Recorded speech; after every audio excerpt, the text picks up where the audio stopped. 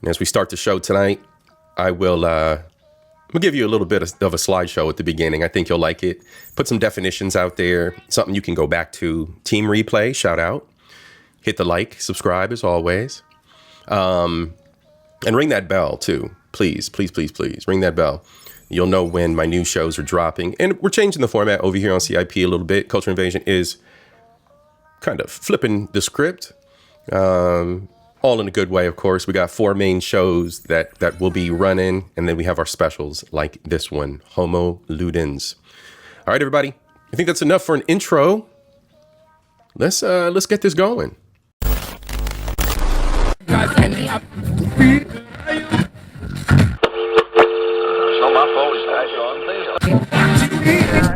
Fuck being rational, give them what they ask for. Hey, turn this TV off.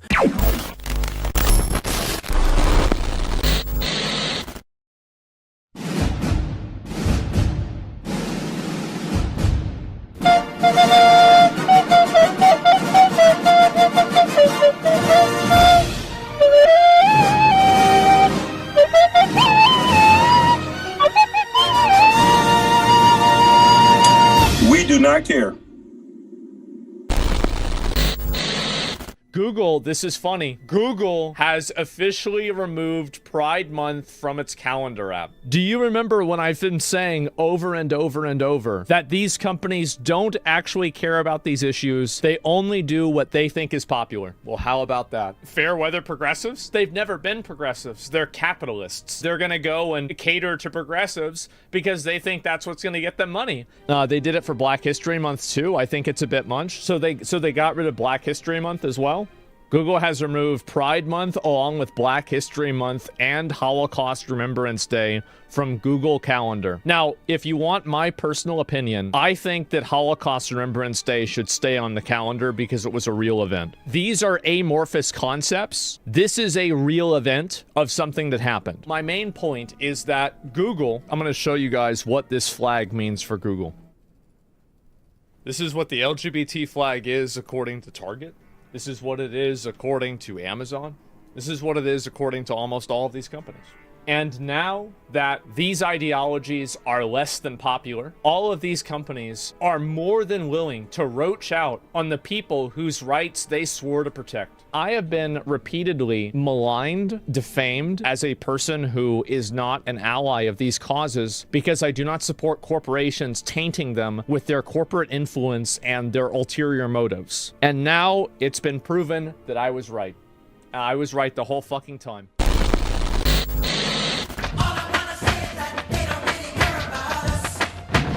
We do not care. What I thought was really interesting about COVID, and still is that it's the first thing I've seen where everyone on Earth had the same problem. Every human being on Earth had the same problem. We never had that before. That's why we don't give a shit about each other. Because you read like, oh, there's floods in Houston. You're like, water, what is it? What's your problem? Floods. Just walk like this. What, you can't handle some water? My basement floods. What the f***? Who gives a shit? Like, he's on a canoe in the street. That looks like fun. Why is that an issue? There's fires in California. Blow it out. Blow out a fire? Get the water from Houston and dump it on California. Fucking deal with it. Americans believe that the federal government is there to serve them, and they're wrong. What? The federal government's priority, the number one mission in the federal government, is to preserve the institution that is the United States. In other words, we do not care. The federal government is there to preserve the federal government. It's not there to protect the people. Within the federal government, there are certain elements that are designed to have a mission that serves the American people, like the DoD, our professional military, is there to protect American interests, of which one of those is security of the homeland. And American citizens are considered the homeland. FBI, the Federal Bureau of Investigation, is there to ensure the rule of law and order according to the Department of Justice. That means they're there to enforce laws and carry out investigations that ensure that American laws aren't being abused or broken. that protects the American people, yes, by preserving law and order, which is a function of the federal government, right? So Housing and Human Services, government accountability, all of these are different agencies, different offices within the federal government that are there to really preserve the government, but they might also have secondary benefit to the people. CIA's job is to collect foreign secrets and then to centralize those secrets and prioritize them for executive level decision making. Our mission has nothing to do with the American people. We do not care. Right? We take no oath to the American people. We do not care. We make no promises to protect the American people. We do not care. The American people aren't even in our top 5 priorities. We do not care. The American people are there to gain the benefit of additional national security through the decisions that are made by the chief executive.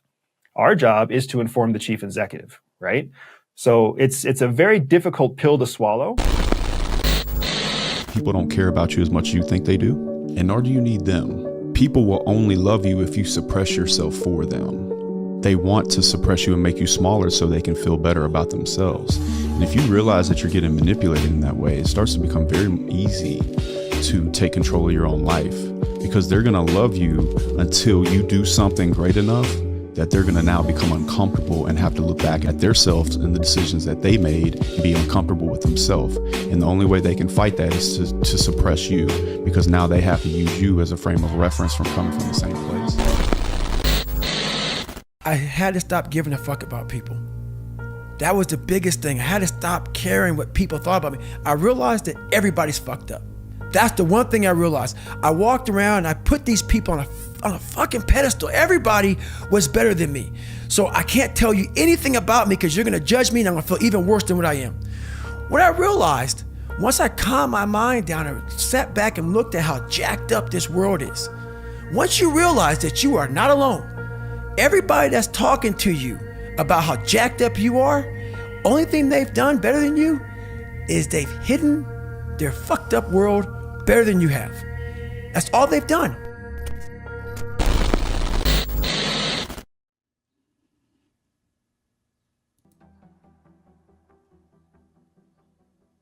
All right, y'all. That was the intro. So let's get into these concepts. Told y'all this one's going to be philosophy heavy. If you got something to do today, this might be a good day for you just to put me on audio. Sit back and just relax. Enjoy the show. 18 coming in with the turn the video up a little bit. How's the mic look? How's the mic sounding, everybody? Let me get a 1 if I'm good. Video might have been low. Videos always be doing their own thing. You know how it is. Technical issues will be. All right. Oh, the video was lower. Okay. All right. Mic is good. Awesome. Let's get cracking, y'all. Homo sapiens. We know this term. We've heard it a million times through our lives. The term Homo sapiens is a scientific name for modern humans. Translates from Latin to mean wise man or knowing man. All right. So let's get interactive here. We got 1, 2, 3, we got like 5 slides to go through. We got education. We're learning today, right? Today's an edutainment day. So wise man or knowing man. Messy Michon, I see you out there, sis. Messy Michon, tell me that humans are wise men or are knowing men. As a vast blanket statement. My guess is the answer is hell to the no. Humans far and wide are not and do not act wise or knowing. We see that in the choices. We see it in actions. We see it in social media. We see it in our families' lives. We see it inside, inside our circles of friends. We see it in other cultures. We see other White People Wednesday. Shout out Messy Michon. Right? You pick any segment. The TikTok click in real world, we see it every single day. Who don't go to a Kroger's or a Walmart and see people acting quite unwise and ignorant AF. Well, here comes Terry Pratchett. Homo sapiens is an arrogant and big-headed thing to say. My nigga Terry. Well, not really. My white guy Terry. With wisdom being one of the least evident features as humans. In reality, we are pan-narans, the storytelling chimpanzee. Now, Terry does some editorial writing. He does a little bit of philosophy. He does his own study, etc. Take everything with a grain of salt over here, culture invasion, because that's what we do. A little bit of chicken from the bone to consume. However, I think this concept hits on some good points. I think this concept is hitting on some good points. Think about what y'all see across YouTube. Here we go again. Messi just happens to be in the crowd, so I'm gonna pick on you, but Messi Michon brings it to our attention almost daily. The behaviors of these humans out here not acting logically, acting like storytelling chimpanzees, pans-narans, narrating this monkey story. Nothing intelligent about it. You know, because when you look at the human evolution, if you so believe so, who did we descend from? But little DNAs of this, a little DNAs of that. Some think this monkey turned into that. And then boom, we stood up, right? And here we are working on our computers, podcasting. So it's a worthy narrative. It's a worthy thought. The storytelling chimpanzee.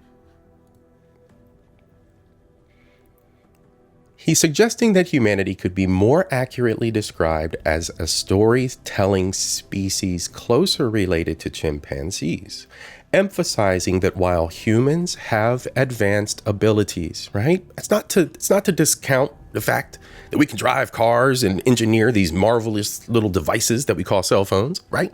It's not to negate that. But we are not drastically different from other species in terms of our evolutionary lineage and cognition, especially when it comes to storytelling. Especially when it comes to storytelling. And a lot of people, and we've talked about this over here on Culture Invasion, a lot of people remain mentally at a level 1. And they rely on just fire, water, fuck. Those basic human needs. You got fire to cook food, you got water, you make a baby, that's it. So evolutionarily, a lot of people just are not above that level 1. And they don't have knowledge, they just rely on a narrative. And what do we see more than anything across these YouTube streets? Are ignorant people. And I'm just using YouTube, picking on YouTube catching nails today. We picking on YouTube. So we got YouTube as an example of doing exactly what I'm here with you today doing. Telling a story, sharing a narrative. Only thing is, my cognitive capabilities are a little bit higher than the average, so I got a lot to share. And I got a lot to educate you on from different perspectives. But what we're doing is we're building this episode, all right? So stay with me. We're starting with Homo sapiens. We're exploring pans-narans. Pan-narans. So we're exploring that. The storytelling monkey, the storytelling chimpanzee. So let's look at it a little deeper. Not only are we storytelling chimpanzees, but there's another layer to it. Why does society not evolve? And when it does so in such a peculiar and particular manner. Insert Homo Ludens, translating to the man who plays or playing man.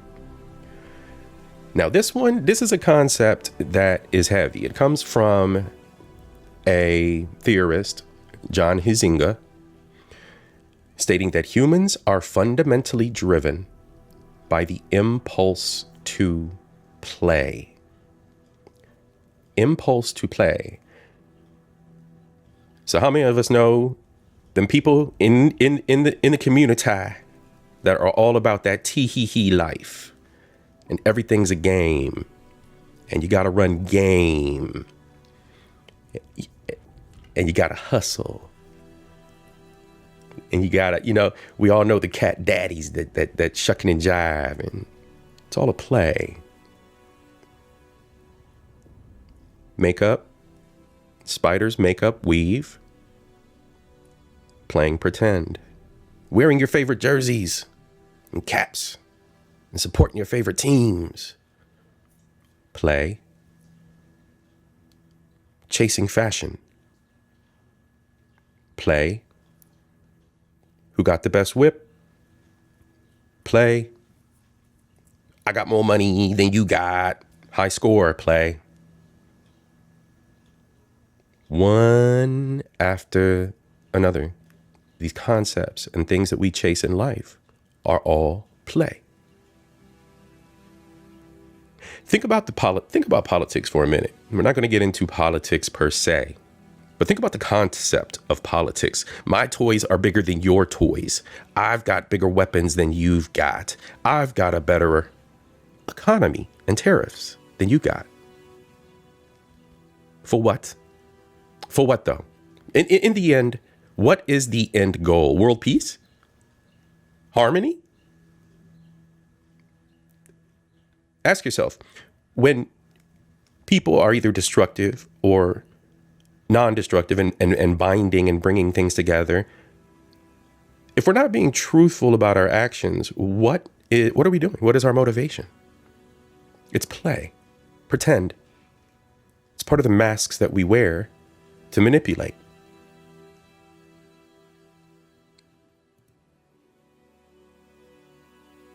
Play is not merely a form of entertainment. You say play, you think children on a playground, you think the giggles of kids. You think neckbeard fat boy sitting in his mama's basement playing video games. You think Pookie Ray Ray playing PlayStation on the couch instead of taking care of his kids, right? But it's in all aspects of human civilization. I just gave you the example of the government. My toys are bigger than yours. My government's got more money than yours.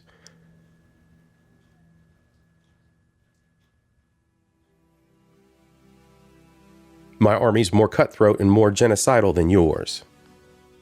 R.I.P. your village. We played a better game than you did. There's nothing productive or evolutionary in these actions. It's play. Think about the old powder wigs that they used to wear in those old hear ye courts of all the yesteryear. Powdered wigs, really? Come on, man. It was a play. Thug life.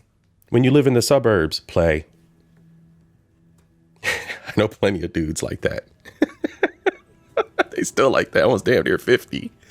And they still playing like they thug life. Mic check 1 2 1 2 thug life. Yo. Creep. Nigga, you 50. You're playing. It's a play.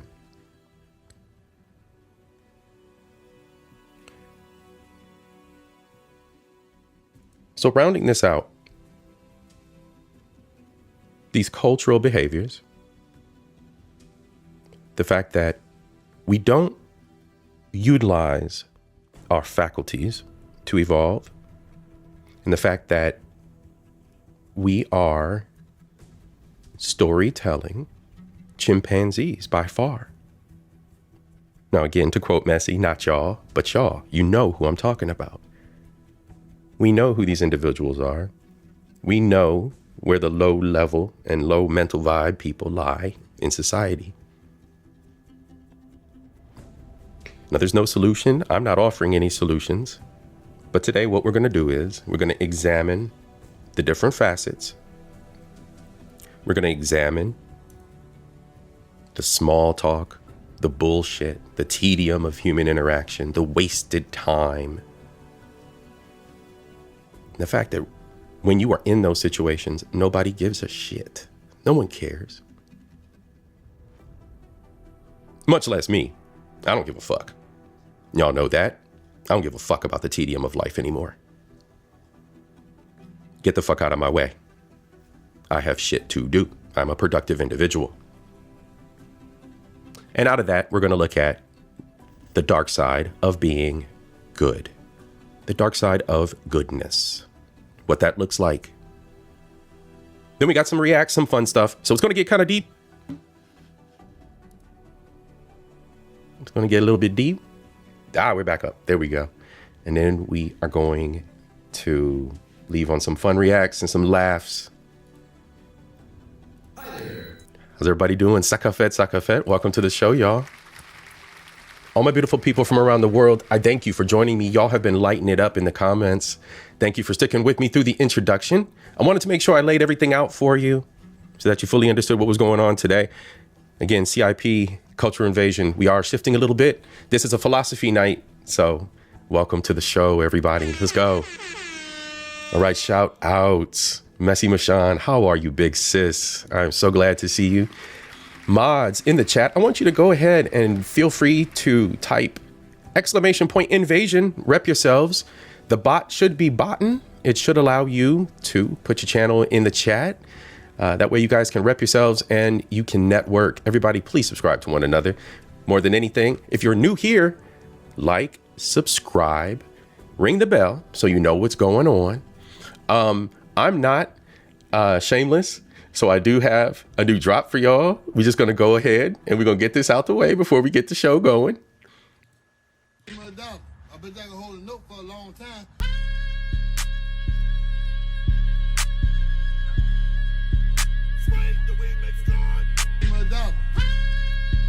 Give me $1.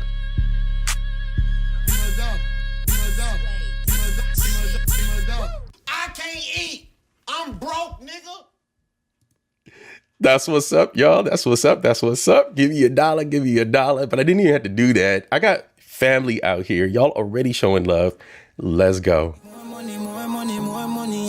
More money, more dollar bill. More money, yeah. More dollar bill. More money, yeah. More dollar bill. Okay, we got Messy Mashan. That's one of them. Then we got another one. Who's BB? I'm not going to shout your name out. Whoever BB is, shout out to you as well. More money, yeah. More money, more dollar bill. More money, yeah. More dollar bill. More money, yeah. More dollar bill. Let's go, y'all. I appreciate it. As always, any cash apps go directly to the channel, buy materials for study, buy materials for research, and we're going to get a Steam Deck. We're going to get a Steam Deck with the little microphone plug-in in the back. We're going to get everything hooked up. It's coming. Don't worry. We'll get that together. But yes, everything goes to growing the channel and improving things. So thank you, y'all. I really, really appreciate it. And we're going to get monetized one day, y'all. We're going to do this. All right? We're going to do this. Go Cree. Jay Walker, I seen you out there as well. A-Team, thank you for joining me. Messy Mixed Chick. Who else we got out here? I saw Almond Eyes earlier, of course. Chrissy, nice to see you. RPG, salute, bro. How you doing? Petty, what's good, bro? How you been? You always got the jokes. I'm glad to see you. We're doing philosophy tonight, y'all. So it's going to get kind of heavy. Team Replay, feel free to go back, rewind, check it out. Michael Love, what's up, bro? Nice to see you. I dodged the trap. Bro, thank you for joining me this afternoon, spending some time kicking it. I appreciate y'all. All right, FDNHT, Bretta, what's good? Salute, Bretta. Go check out FDNHT. Feel free, Trend, go ahead and hit !invasion in the chat. Drop your channel. It'll pop it up for you on your own. Everybody go check out Trend if you haven't already subscribed to his channel. He has some great stuff. And we were over there last night doing the generals talk, have a little bit of a powwow. A little bit of open forum with the guys. All right, everybody. I think that covers everybody that's out there. If I missed you, I'll catch you. Big up, big up, big up to everybody who is here. Hi there. All right. What we got? Chrissy, and Mixed Chick. Y'all doing too much. I really, really appreciate it. We're going to do this real quick. More money, yeah. More money, more dollar bill. More money, yeah. More dollar bill. More money, yeah. More dollar bill. Salute. I appreciate y'all. Definitely. Okay. All right. Let's get this going. We don't want Cat. Y'all see I was messing around with Cat and Poncho earlier. What we need is opera. Give me just a second here. That's what's wrong. Where the hell's the Cat and Poncho? Where you at? There, go away.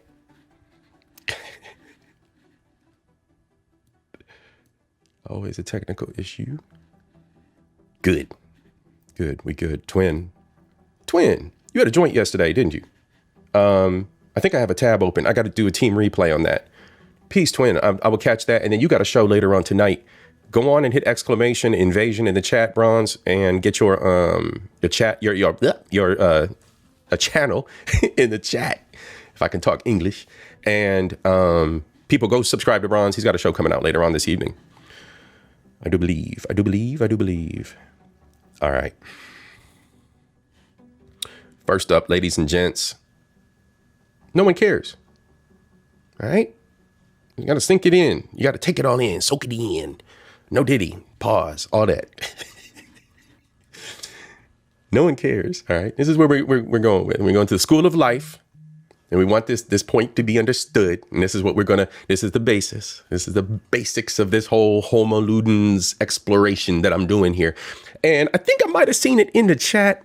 Yes, the Homo Ludens concept did come from the game. It did come from Hideo Kojima's game. And that's where I got the inspiration for this lineup of shows, this prelude, as well as the main show itself, because it speaks volumes. When you look at the concept of humans at play and the fact that he used the concept of sticks and ropes to bind humanity back together and to repair the division and to repair the separation that had been caused by the event.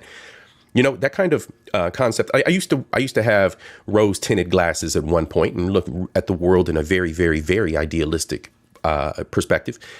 We're not going to have that. And I'm not a child and I'm not blinded by ignorance, right? I have gained knowledge. So it's nice, however, to embrace those kinds of ideas and to play with them a little bit in your day-to-day life. Maybe, just maybe, there's a slight chance that something can change, that you can maybe influence somebody just a little. Maybe somebody can gain a little bit of a different perspective by the words you speak. So it's a good concept to explore. Again, like the Bruce Lee thing, chicken on a bone. A little bit of everything makes up your whole experience, y'all. All right. Addition, subtraction, multiplication, and division. Everything in life is one of those four things. Addition, subtraction, multiplication, and division. It's up to you to make the most of it. All right. So let's see. The school of life. First heavy lifting. No one gives a shit. Let me get a one in the chat if you can hear that. Let me get a one in the chat if you can hear it.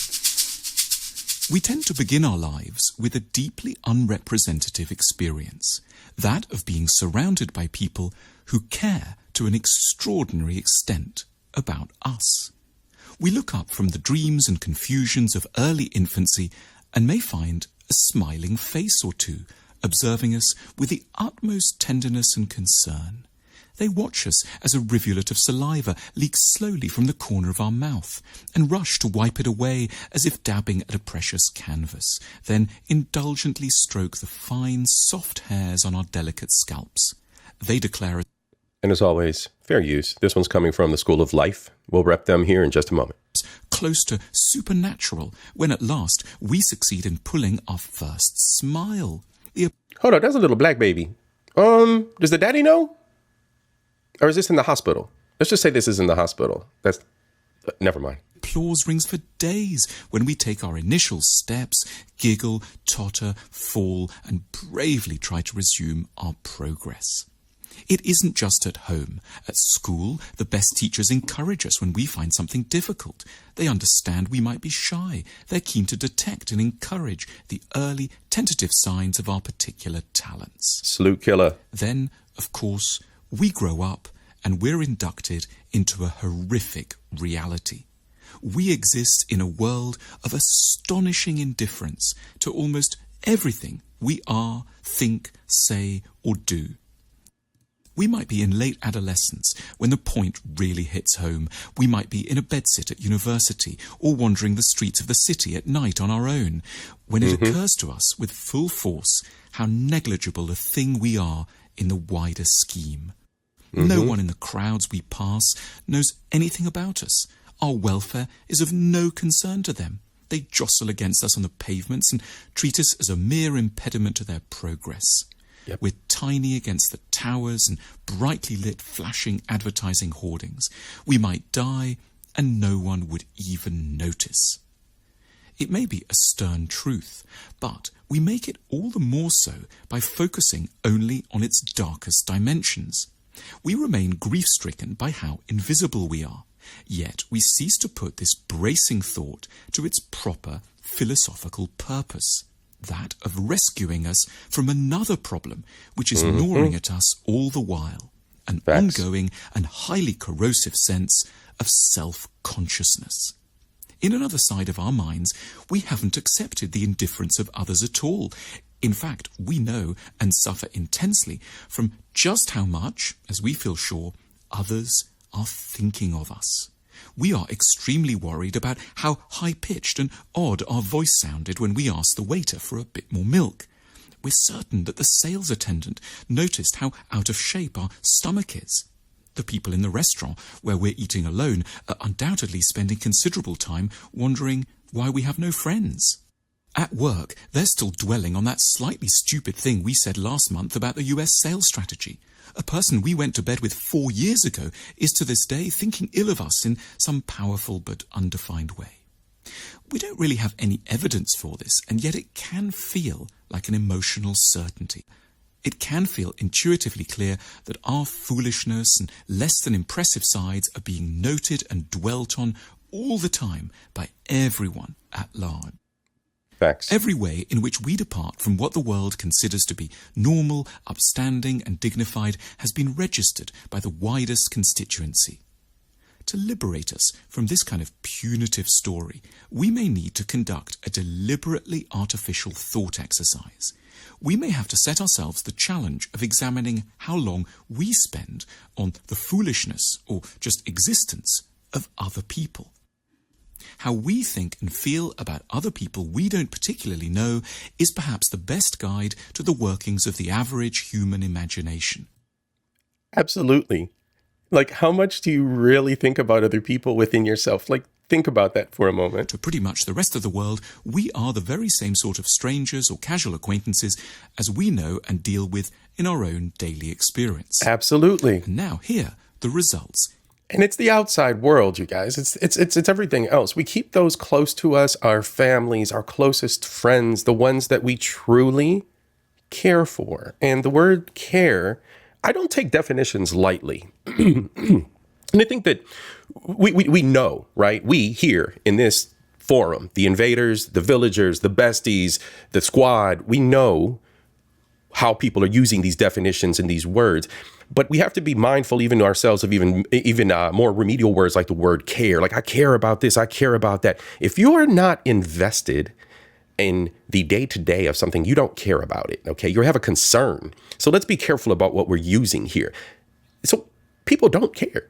You might be concerned. You might be concerned that the old lady is struggling walking down the street with bags and on pushing her little cart. You might be concerned. You don't care. You don't care. You don't give a shit because you're not going to go out there and help her. Right? So there's a difference here. And I want people to keep that in mind. We use words frivolously out here because we think we're smart, right? Again, the storytelling monkeys. Can be surprising. Imagine that we are in an elevator, standing next to someone on our way to the 20th floor. They think they know that we disapprove of their choice of jacket. They think they know that we should have picked another one and that they look silly and pinched in this one. But in reality, we haven't noticed the jacket. In fact, we haven't noticed they were born or that one day they're going to die. We're don't just care. worrying about how our partner responded when we mentioned our mother's cold to them last night. Or imagine it's well on the way into the last bit of a 2-hour meeting that we sense that a colleague's hair really is a bit different today, though we can't quite put a finger on how. Even though they spent a small fortune on their cut and thought intensely about the wisdom of visiting a new salon. In other words, when we take our own minds as a guide, we get a far more accurate and far less oppressive vision of what's likely to be going on in the heads of other people when they encounter us. Absolutely. Which is, in the nicest way, not very much. Exactly. This kind of news is both very bad and strangely good. On the one hand, no one may notice when we die. On the other, they're also sure not to have noticed when we spill some orange juice down our front or do our hair the wrong way. It's not that we or they are horrible. Our lack of caring isn't absolute. See? And that's exactly what I'm saying. It's not that you're a bad person. And I mentioned this in the very, very beginning. All right. So go back, team replay, catch it from the beginning. All right. I'm absolving us of that humanity and of who we are. We have the day-to-day grind. Okay. We can't, you can't, I'm not irrational. You can't be irrational and think, well, that's, humans suck all together. There is that grace we have to offer ourselves and one another. But even within that, don't misinterpret what you're truly doing in life. You truly don't care. No one cares.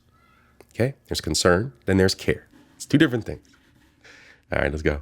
If we really saw a stranger in trouble in the water, we would dive in. When a friend is in tears, we are sympathetic. It's just that for the most part, we need to filter. Our everyday lack of care occurs for a perfectly sane and forgivable reason.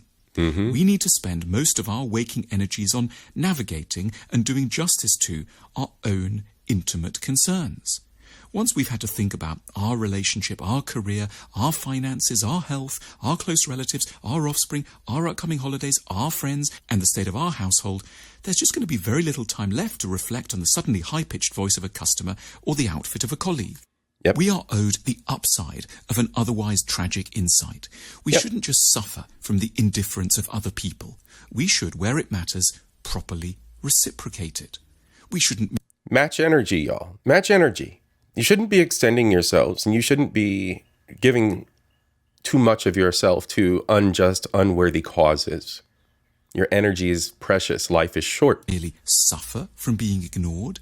We should accept the liberation implicit in the fact that we are being so. And then in turn, we should embark more courageously on those situations and adventures where a touch of foolishness is always going to be a possibility, like the start of a new business, a romantic invitation, or asking a question at a conference. We may fail, but we can believe with new certainty that almost no one will give a damn if we do. An idea that may, above anything else, help to contribute to our future success. Something which, as we now know, no one's going to much notice or care about anyway. Facts, facts, facts. Big up to the School of Life. Okay, a little bit of everything across the YouTubes. Y'all know how I am. I try to gather a little bit of research from both reading as well as reacts and videos. Tonight we're doing philosophy, so it is what it is. Go subscribe to the School of Life if their content so suits you. There's all kinds of fun stuff on here. I'm not sure if that was a natural voice or if he was AI, but either way, it was great. I think one of the videos I have are AI, so it's going to drone on. I'm going to try to talk us through it. I might hit the fast forward on it so that we're not so bored by it, because those AI voices can be irritating. But tonight is a philosophy heavy evening, so expect good listening. So if you are doing your house chores, taking care of your laundry, cooking, feel free to just leave me on listen. It's going to be one of those nights. So, all right. So that was our first one. No one cares. What y'all think about that? So y'all chatting out here in the chat. Bronze was dropping some tips, and yes, protect your energy. It's serious. It's serious. Protect your energy and balance how you deal with one another, how you deal with people, and balance what you truly care about. Okay. And I think most of us understand that and understand that we truly nurture, feed, stand by when they are sick. Okay. All of these things are what care is. Okay. Caring for a relative and bathing them and helping them in and out of the tub or situations, helping them get, that's caring for someone, right? There's a distinct difference. And when you look at that, no one gives a fuck. No one cares out here in these streets. They don't. Okay. They offer placations and they wear masks to kind of grit their teeth and just grin at you while you tell them narratives. And that is what we're getting into next. All right. We're getting into Friedrich Nietzsche. A lot of you heard the name. Some of you have read his stuff. Some of you haven't. Some of you have horrible opinions of old philosophers. Some of you say, well, that philosopher was relevant because they were alive in that time. And that is when that information was relevant and mattered and was applicable. Wrong. Wrong. Absolutely wrong. Going back to the Bruce Lee fundamental chicken from a bone, something should be taken from his study. Something we should take heed to the words that he spoke and wrote. There are features, facets, characteristics of humans that have permeated, that have continued through time. Over the centuries, humans, pattern recognition, recognizing the patterns, humans have continued to perpetuate behaviors. There'll always be scammers. There'll always be whores. There'll always be thugs. There'll always be warmongers. There'll always be the meek. There'll always be these classes and dichotomies of humans. There'll always be these sectors. Always. So when philosophers analyze these things and pull from these characteristics and examine them, there are commonalities in what these behaviors were 200 and 300 years ago versus today's world. And that escapes a lot of individuals because, again, they apply that, well, that was something that occurred way back in the 18, 17, 16 AD time, BC rather, time. Wrong. Humans are humans. We are the little chimpanzees just telling stories, pans narrans. We are playing. We are Homo Ludens. We are playing our way through life. Very little intellectually has improved in who we are as a species. Just is what it is. Now, with that being said, we are going to examine small talk, bullshit. You're sitting in a meeting, strategic meeting. You're trying to figure out the fate of a database, something that needs to be expanded or migrated. All right, we're going to use the IT world here for a minute. And you're in the middle of this intense meeting. You know the company relies on this and something has to take place this weekend or everything's going to go down and the company's going to lose thousands and thousands of dollars and things are going to be bad for the customers. It might be a company that you use for your fitness app. All right. And we're fixing the database for that app. And we're sitting there talking at the table and I'm in the middle of strategy and I'm saying we should shift the database to the cloud and we should have expandable this, that, and the other. Tech talk. Then all of a sudden somebody goes, yesterday I had to take my dog to the vet because my dog was limping. I was sad. Tedium, out of place, unnecessary. And more than anything, above all else, I don't care. I don't care about your fucking dog. I'm here for a purpose and a goal. That tedious small talk, right?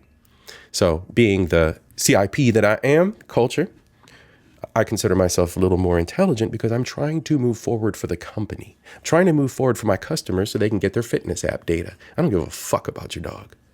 Let's talk about the tedium. Let's talk about that. Friedrich Nietzsche once walked out of a dinner party while someone was discussing the weather. Not because he was rude, though many thought him so, but because he believed something profound, that every moment spent in shallow conversation was a moment stolen from true living. Facts. In 1879, he wrote to a friend, "I am sick of these empty exchanges where people's mouths move but their souls remain silent." Today, over 140 years later, we spend an average of 2.5 hours per week engaged in small talk about the weather, about weekend plans, about the mundane details that fill our daily lives. The kind of talk that would have made Nietzsche walk out of not just one dinner party, but 1,000. Yeah. But here's what's fascinating. Modern psychology is beginning to suggest that Nietzsche wasn't just being a difficult philosopher. Research shows that individuals with higher emotional intelligence and cognitive complexity tend to avoid small talk, not because they're antisocial, but because they're hungry for something deeper. Think about the last time you left a social interaction feeling energized rather than drained. Chances are... All right, so let's pause right there. How many of you leave social interactions? We're not just talking, hanging out with your friends, drinking, right? But another kind of social interaction where you're engaging with a bunch of people, okay? Like the dinner party situation scenario. And you actually felt energized and uplifted and enthralled by the fact that you were amongst people that were truly great. When was the last time that you actually had that kind of experience? Or when you had that kind of experience, was it energizing or was it draining? I tend to be drained. The tedium of the discussions are just commonalities among all of us. What's the next thing? Like, we're all human. We're all adults. I wash my ass the same way you do, wash my clothes, take my car to the shop, feed my pet. I ain't got no pet, but feed the pet, feed the kid. We all do it. It's all the same shit. Why is that the bonding point, the commonality? Why haven't we gotten past that to talk about things that are more pressing and more intellectually stimulating? That shit's boring to me. Or it wasn't after discussing the weekend forecast or commiserating about Monday mornings. It was likely after a conversation that made you think, that challenged you, that revealed something real about the person across from you. The truth is what we call being... Yeah, me too, RPG. I got a social battery, and it only extends for so long. And the tedium seems to be the main thing. There doesn't seem to be anything else interesting to talk about. And it's like, so we've been doing this for this many years? I'm 50. I've been doing this for the last 30 years, being aware of this. Like, it's boring. Being social today might be exactly what's keeping... And it's reflective of how we are in society, right? Like, we can say the Walmarts and the big corporations destroyed small business and small mom and pops. We could say that. But we could also say that the margins just may have been reduced, and the small mom and pops and the villages and the ones who are the local artisans and the local talent just ain't doing shit. We could say that there's not enough of them doing it and pooling together to make it a bigger thing. I don't know. There's dimensions to it, but at the same time, I think a lot of it is just based on who we are as humans and that laziness. Keeping us from genuine human connection. That evolution In an age where loneliness has become an epidemic, perhaps it's time to revisit what this 19th century philosopher knew, that the path to meaningful relationships isn't paved with pleasant nothings, but with the courage to dive deeper. Right. But before you dismiss this as the ramblings of a long-dead philosopher who didn't understand modern social necessities, consider this. Some of the most successful leaders and innovators of our time are known for skipping the small talk. They've discovered what Nietzsche knew. Right. That time is too precious for conversations that neither challenge nor change us. The problem with polite conversation. In the summer of 1869, Nietzsche penned a remarkable letter to his sister Elizabeth that revealed his growing disdain for what society deemed polite conversation. He wrote, "I have no time for the carefully constructed lies that pass as social graces." Zero, Cynical, thanks for joining us. How you guys doing? When someone asks how I am, they better be prepared for the truth. This wasn't mere philosophical posturing. Nietzsche had observed something fundamental about human interaction during his time in Basel's academic circles. The more he attended mandatory social functions, the more he noticed how these polite exchanges seemed to drain rather than enhance human connection. In his personal notes, he described watching intelligent people shrink themselves to fit into the mold of acceptable social discourse. There you go. People who are otherwise intelligent turn into these fake, appealing, placating, bastardized versions of who they are. The Christmas parties. Let me put Christmas party in the chat. Derek, at a Christmas party. That kind of shit. It's fake. The behaviors of the individuals is fake. And I understand fun. Don't get me wrong. I understand fun, celebration. That's one thing. Okay. But we're talking about once the actual discourse and discussion starts, it is the most airheaded shit on average. And it's absolutely draining. And yeah, I agree. A-team. Drained. You walk away from it drained. Cynical and Zero, thanks for joining us. Thanks for joining us tonight. It's philosophy heavy. It's not going to be a very, very long episode, but it's philosophy heavy.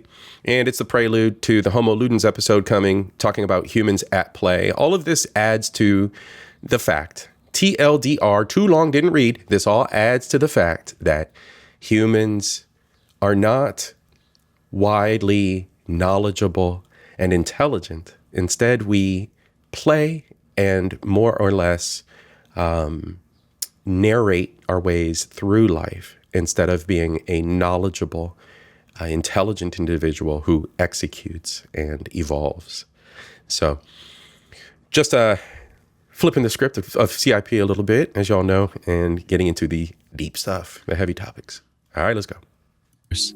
The irony of 19th century salon culture wasn't lost on him. These gatherings, ostensibly designed to foster intellectual exchange, had become breeding grounds for what he called the Great Emptiness. Conversations so devoid of substance that they actually prevented genuine human connection. During one particularly tedious evening, he observed to a friend, "We have invented hundreds of ways to avoid saying anything at all." This observation finds striking parallels in our modern world. Today's office kitchen conversations, networking events, and social media exchanges often follow the same patterns Nietzsche criticized. Studies have shown that the average professional spends up to 40% of their workday engaged in what researchers call empty speech acts, conversations that serve no purpose beyond maintaining a facade of sociability. The cognitive toll of these interactions is measurable. Research from the University of California has found that engaging in superficial conversations activates stress responses in the brain, similar to those triggered by mild social anxiety. Now, isn't that interesting? I'm not looking into that research specifically, but isn't that interesting? Bullshit conversation, having to manifest, right? I'll use that word for y'all. I hate that word. Having to manifest bullshit conversation, having to come up with tedious conversation, having to talk about, oh, my dog fell down the stairs. Oh, my cat did a backflip off the porch and now broke his spine. Whatever the thing is, this tedious bullshit, this, I have to put a roof on the house and it's going to cost me $50,000 and I thought it was only going to be $23,000. But then I bought the big new grill, but I have to take the grill back now because I got to buy I don't give a fuck. You're literally stressing me out because I don't give a fuck so much. Like there's like so little fucks that you're stressing me out. I'm trying to find fucks to give. I see it. I see it in myself. And it's interesting that the study proves that to be true. Again, I'm not going to go chase the study, but I'm just saying from experience, a lot of fucking experience in life. Yeah. All of these interactions. And in the end, well, like I'm saying, this whole show, I don't give a fuck. No one cares. Is measurable. Research from the University of California has found that engaging in superficial conversations activates stress responses in the brain, similar to those triggered by mild social anxiety. In contrast, deeper conversations stimulate areas associated with reward and pleasure, the same areas that light up when we eat good food or experience genuine joy. Yes. Nietzsche's critique went beyond mere complaint. He saw these polite exchanges as symptoms of a deeper cultural malaise, our fear of authentic human connection. People would rather speak forever about nothing, he wrote, than risk a moment of genuine revelation. Absolutely. Panorans. That's y'all. Panorans. That's not y'all, but y'all. Y'all know who I'm talking about, right? Shout out Messi. Shout out Messi. It's the panorans. It's that storytelling chimpanzee. That's what people want. It gets the people going. That's what they are. That's what they are. This observation eerily prefigures our modern condition, where we've developed increasingly sophisticated ways to stay perpetually connected while avoiding genuine connection. The cost of this social pattern isn't just philosophical, it's practical. Modern workplace studies show that teams who engage in more substantive communications are 34% more productive than those who stick to superficial exchanges. The question then becomes not whether we should move beyond small talk, but how. Should we move past it, but how? The how piece is leadership. The how piece is someone in the room being an adult. Someone in the room, especially in the business place.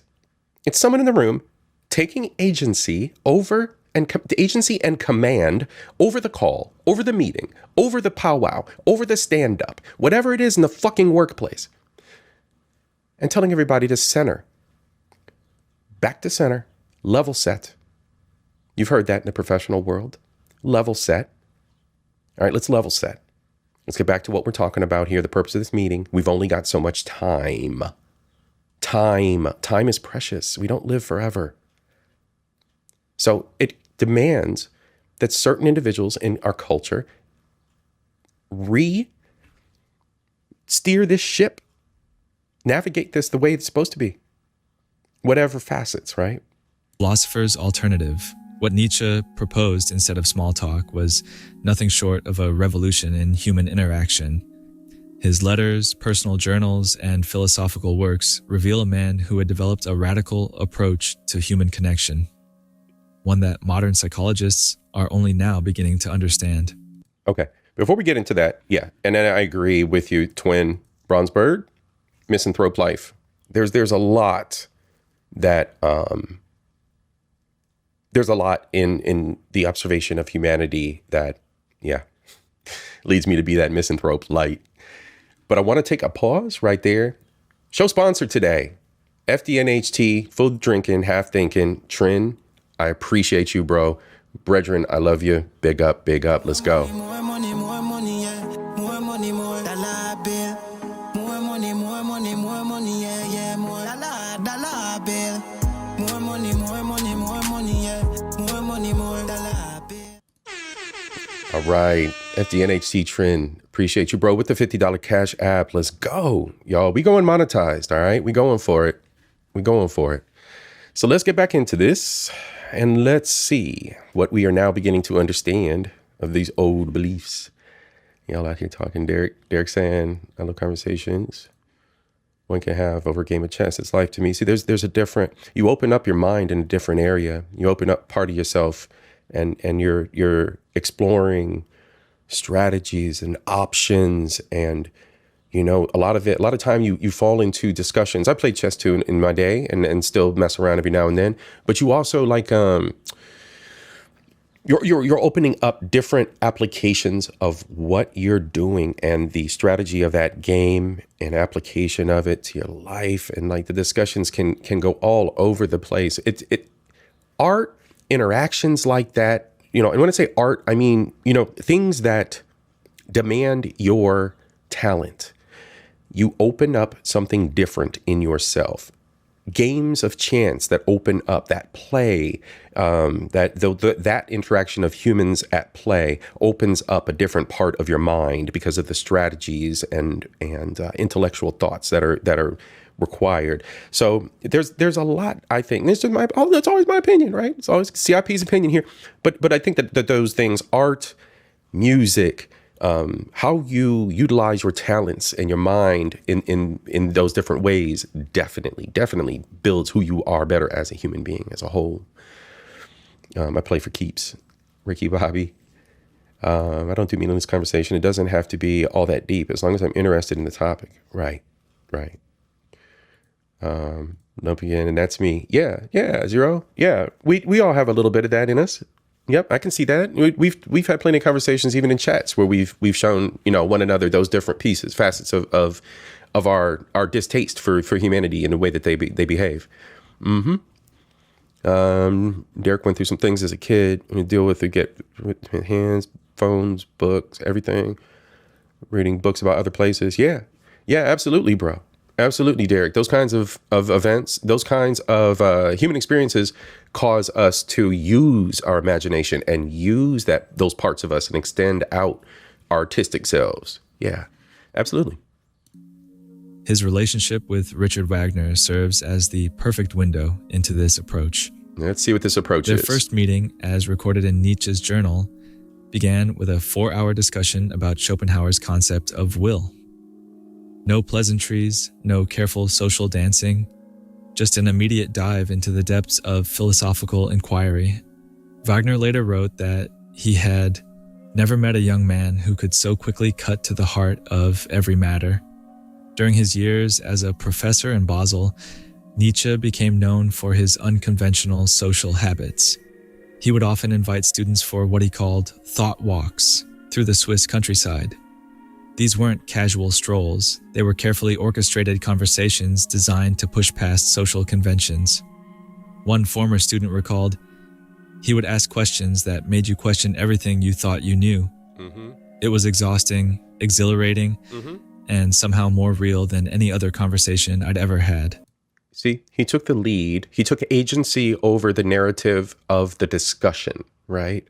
The narrative of the human interaction, and posed new ideas and new thoughts. Now, I have been in situations where I have tried to do that. You ain't going to do that in the hood, but you can influence conversations and thought. You can. His friendship with Lou Salomé further exemplified this approach. Their conversations, which often lasted entire days, ranged from the nature of love to the death of God. Those who witnessed these exchanges described them as almost uncomfortably intense, yet magnetic. Salomé later wrote that Nietzsche had an almost frightening ability to turn every conversation into an exploration of the soul. See, that's deep. But perhaps every mundane conversation into an exploration of who we are as humans. That's deep. Perhaps most revealing was Nietzsche's... And it flips the narrative of my dog fell down the steps. Oh, my child I have to take my kid to fucking football practice. Motherfuckers, I don't care. 90% of those conversations are all based on life choices as an adult human. I don't give a fuck. I adult too. I wash my ass, take my car to the shop, feed pets, whatever the fuck I gotta do because I'm an adult.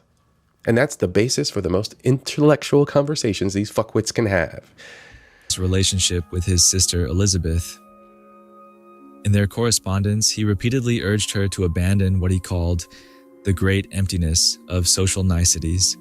That's emptiness. Every time you speak without saying what you truly think, he wrote, you lose a piece of yourself. Right. Better you become to risk fake than to live forever behind a mask of politeness. Right. This wasn't merely philosophical posturing.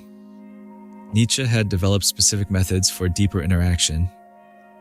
He believed that genuine conversation should begin with what he called dangerous questions.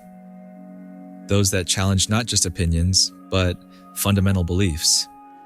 He argued that true friendship could only emerge through intellectual confrontation, through the willing exposure of one's deepest thoughts and doubts. Right. Yet Nietzsche wasn't entirely opposed to social graces. See? His later writings show There's a balance. nuanced understanding of when to push for depth. See, there's a nuanced understanding to this. Culture isn't just a prick, right? I'm not just a cynical piece of shit, misanthrope that hates humans. There's depth to this, there's layers to this, and there's nothing wrong with cordial conversation, right? And when to respect social boundaries.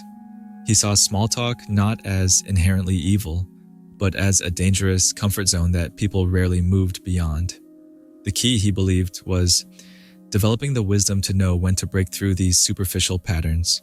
His own social circle, though small, was marked by extraordinary depth of connection. Those who knew him intimately spoke of conversations that would fundamentally alter their worldview. One friend noted, "To speak with Nietzsche was to risk changing entirely. It was terrifying and liberating in equal measure." This alternative approach to human interaction wasn't just about having better conversations. It was about using dialogue as a tool for mutual growth and transformation. In an age where authentic connection seems increasingly rare, Nietzsche's method offers us not just a critique of small talk, but a practical path toward something more meaningful. Historical evidence and cultural patterns. The aversion to shallow conversation isn't unique to Nietzsche or our modern era. Ancient Greek symposiums, far from being mere drinking parties, were structured around profound dialogue. Plato's records show these gatherings banned discussion of weather, business, or daily trivialities. See? Instead, participants were required to engage in philosophical inquiry, with designated topics ranging from the nature of love to the meaning of justice. Medieval monasteries. The nature of love. The nature of love. Not gender war. You see how that's changed? You see how the dialogue has also changed? We have narrative chimpanzees sitting around 16 deep on a panel on YouTube talking about the gender war instead of true intellectual philosophies about the natures of love in general and the ways in which we can express love and all the poetic romanticism of the topic instead of the gender war. Monasteries maintained a similar tradition.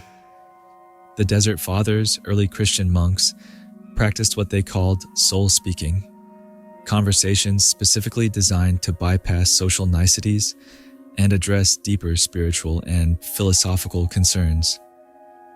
Their records show a striking similarity to Nietzsche's approach, with one monk writing, "Better silence than words that do not transform the soul." Ooh. The Renaissance. Better silence than words that do not transform the soul. That's a good one. That's a good quote, y'all. That's a good quote. Put that one in your tool belt. Renaissance saw the emergence of salon culture, which initially followed these depth-focused traditions.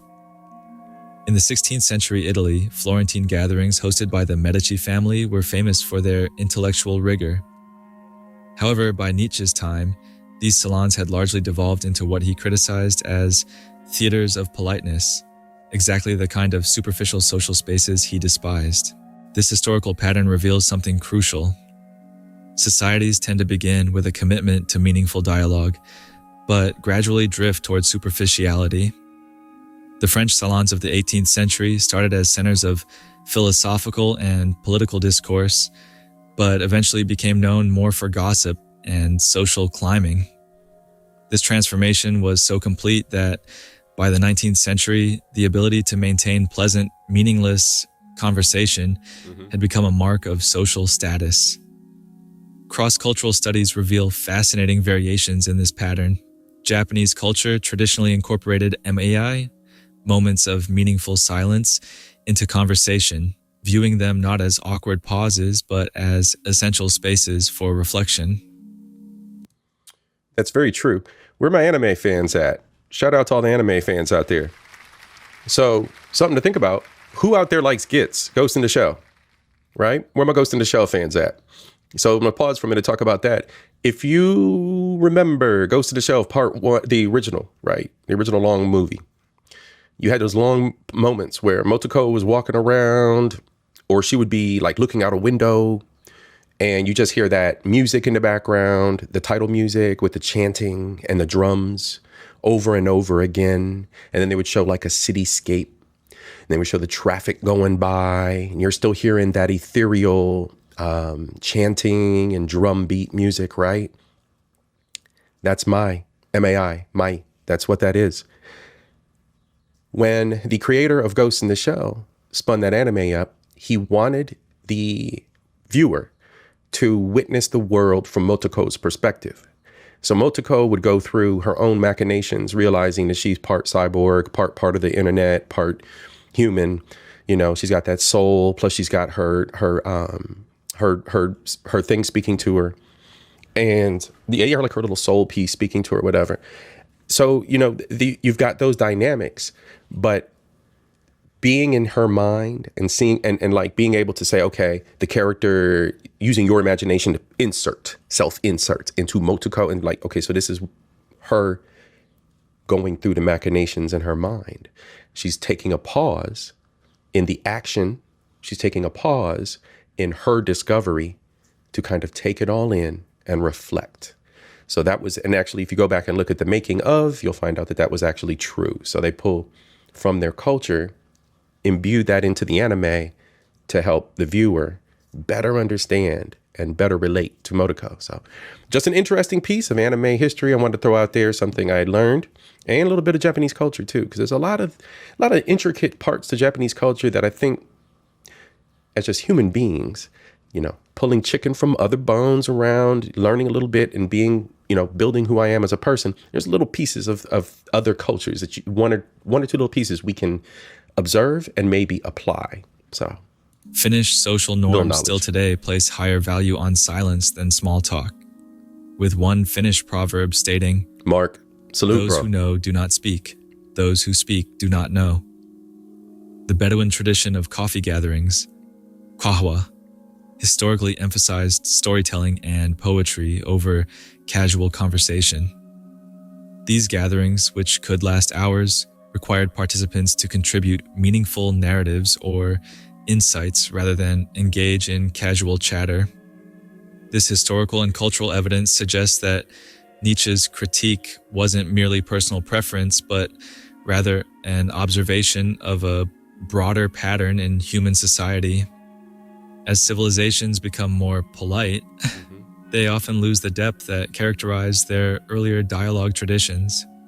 His call for a return to a meaningful conversation can thus be seen not as a radical innovation, but as an attempt to reclaim something human societies have repeatedly developed and lost throughout history.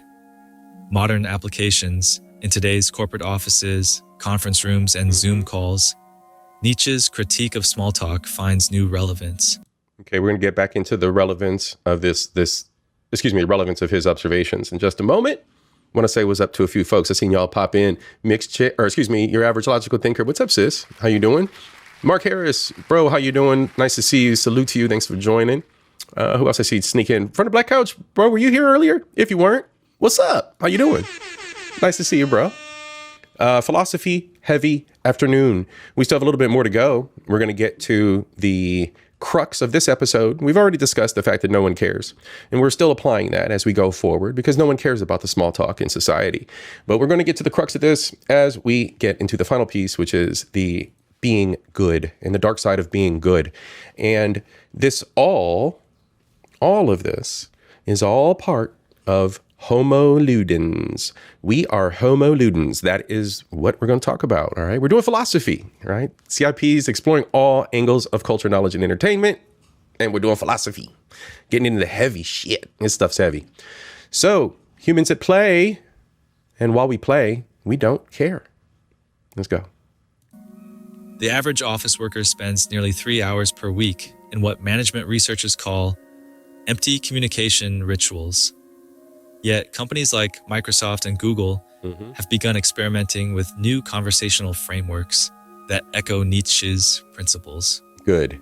At Microsoft's Redmond campus, Good. teams have implemented deep work conversations. Good. Structured dialogues that bypass traditional small talk. A product manager there reported a 40% increase in team satisfaction after replacing standard morning check. Hey, yo, shout out project managers, PMOs, and project owners. I'm aiming to do a flip in my career, maybe to project owner space and getting out of change management, getting out of the audit space, more or less. So shout out to these folks. Begins with more substantive exchanges. It's good to, I'm gonna pause again, sorry, y'all, I'm gonna let him cook. It's good to see that there are trends, there are things in the business world trending to common fucking sense. Another F-bomb, just for you. Instead of asking, how was your weekend? Team leaders now open with questions like, what challenged your thinking recently? Silicon Valley startups have pioneered what they call philosophical stand-up meetings. Rather than the usual project updates, these sessions begin with a compelling question or problem. One software company found that starting meetings with questions like, what assumption about our product might be completely wrong, led to breakthrough innovations that traditional brainstorming never uncovered. Remote work has unexpectedly created new opportunities for deeper dialogue. Without the casual office encounters that often default to small talk, yes, companies have had to intentionally structure their digital interactions. Spotify's well, some companies. It would behoove other companies to pay attention to shit like this. Pay attention, companies, because y'all fucking up. digital workplace model includes depth channels, where team members are encouraged to share their doubts, challenges, and intellectual struggles, rather than just project updates. Professional networking has also begun to shift. Traditional networking events, with their forced small talk and business card exchanges, are being replaced by what one entrepreneur calls idea salons. These gatherings set specific topics for discussion and prohibit standard networking questions like, what do you do? Instead, participants are asked to share their most controversial professional opinion or biggest industry concern. Even social media platforms, typically bastions of superficiality, have seen the emergence of deep conversation communities. Let's go. LinkedIn groups dedicated to philosophical discussion of business practices have shown significantly higher engagement rates than traditional networking groups. Twitter spaces focused on challenging conventional wisdom regularly draw thousands of participants. The dating world has similarly evolved. Apps like Hinge have introduced features that prompt deeper initial exchanges. Their data shows that matches beginning with substantive questions about values and beliefs lead to more successful long-term connections than those starting with casual banter. Personal relationships in the digital age have found new ways to maintain depth. Friend groups use apps that prompt meaningful questions for their gatherings. Family dinners are being restructured around conversation menus that guide participants toward more significant exchanges. Even holiday gatherings, notorious for defaulting to small talk, are being reimagined with structured activities that encourage genuine connection. Some companies have gone as far as creating chief conversation officer positions focused on improving the quality of workplace dialogue. These roles work to eliminate unnecessary small talk while fostering environments where meaningful exchange can flourish. Early data suggests that teams with more substantive communication patterns show higher innovation rates and better problem-solving capabilities. Practical Transformation Guide. The transition from small talk to meaningful dialogue isn't about abruptly quoting Nietzsche at the water cooler. It's about developing what the philosopher called the art of thoughtful conversation. Right. And I mentioned this in the beginning, you guys. And for those of you who weren't here, shout out, Team Replay. Go back, like, subscribe, hit the bell, right? So we talked about this before. It's not about reforming everything, but it's about taking a little bit of agency and leading the thoughtful conversation. That's what it's about. Drawing from his personal practices and modern communication research, a practical transformation emerges. Nietzsche's own social circles revolved around what he termed conversation rituals. When meeting someone new, he would often begin with a seemingly simple observation, but quickly steer it toward deeper waters. For instance, a comment about the weather might become an exploration of human perception of time and change. Modern psychologists now call this technique depth scaffolding, building bridges from the superficial to the substantial. In professional settings, this approach can be particularly powerful. Rather than asking a colleague about their weekend, try asking what they're currently learning or what's challenging their thinking. A sales executive who adopted this approach reported that client meetings transformed from routine check-ins to genuine strategy sessions, leading to a 30% increase in long-term contracts. Digital communication offers unique opportunities. Rarely. I'm just going to throw this out there. Weekly, I have one-on-one meetings with my boss, and usually it's a sync up. If she has information, she provides me with information from her perspective. I provide her with any information from my perspective or observations from my perspective. Rarely do we talk about the weather and personal things. And this isn't personal counseling. This isn't. I'm not her psychologist. This isn't for that. We're at work, and that's it. Business only. The other thing too is, in this environment, it is very difficult to trust as a man, and strictly speaking, as a man, don't get it twisted. It is very difficult to trust female employees, colleagues, friends, whatever, in the workplace, period, point blank. I will not engage in pleasantries with a woman in the workplace for the rest of my fucking life. F-bomb number 6. I won't do it. I won't do it. Hashtag Me Too done fucked everything up. So don't ever expect that from me. Okay? You're not taking me to court. It's bullshit. For depth. Email exchanges can move beyond project updates to include questions about process improvement or long-term vision. Virtual meetings can start with brief reflections on current challenges rather than casual chat. One tech company found that teams who practiced this approach showed higher engagement and creative problem-solving abilities. Social gatherings benefit from what Nietzsche called thoughtful provocation. Instead of defaulting to discussions about work or weather, try introducing a compelling question or observation. What's the most surprising thing you've changed your mind about recently? Often leads to more engaging conversations than how's work going? Family dynamics particularly benefit from this transformation. Holiday gatherings, often breeding grounds for superficial exchange, can be reinvented through structured depth. Yes. One family reported stronger bonds after introducing question bowls at dinner. Each person draws a meaningful question to discuss. Their tradition began with basic questions, but evolved to tackle deeper topics as comfort grew. Friendship circles can adopt philosophical game nights, where conversation itself becomes the entertainment. There you go. Derek Gaines. Just like sitting down and playing a game of chess, the conversation itself becomes the entertainment. You've opened your mind up to the game, and the strategy is underway. And then you've got this great conversation that you're having with your opponent. Rather than discussing TV shows or gossip, friends explore each other's perspectives on life's bigger questions. A group in Seattle that adopted this practice found their friendships deepening significantly over 6 months. The key principles for transformation include: start with observation, not questions. Notice something specific about the present moment or shared experience. This creates an authentic opening for deeper dialogue. Follow genuine curiosity.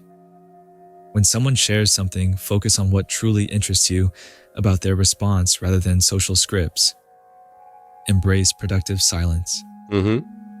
Nietzsche noted that meaningful conversation requires comfort with pauses. These moments allow for reflection and deeper thinking. What's also good is those pauses. If you're in a debate or you're in a discussion with someone, sometimes a pause is necessary. This is literally providing yourself time to think before you speak. We have 2 ears and 1 mouth for a reason. Use them accordingly, right?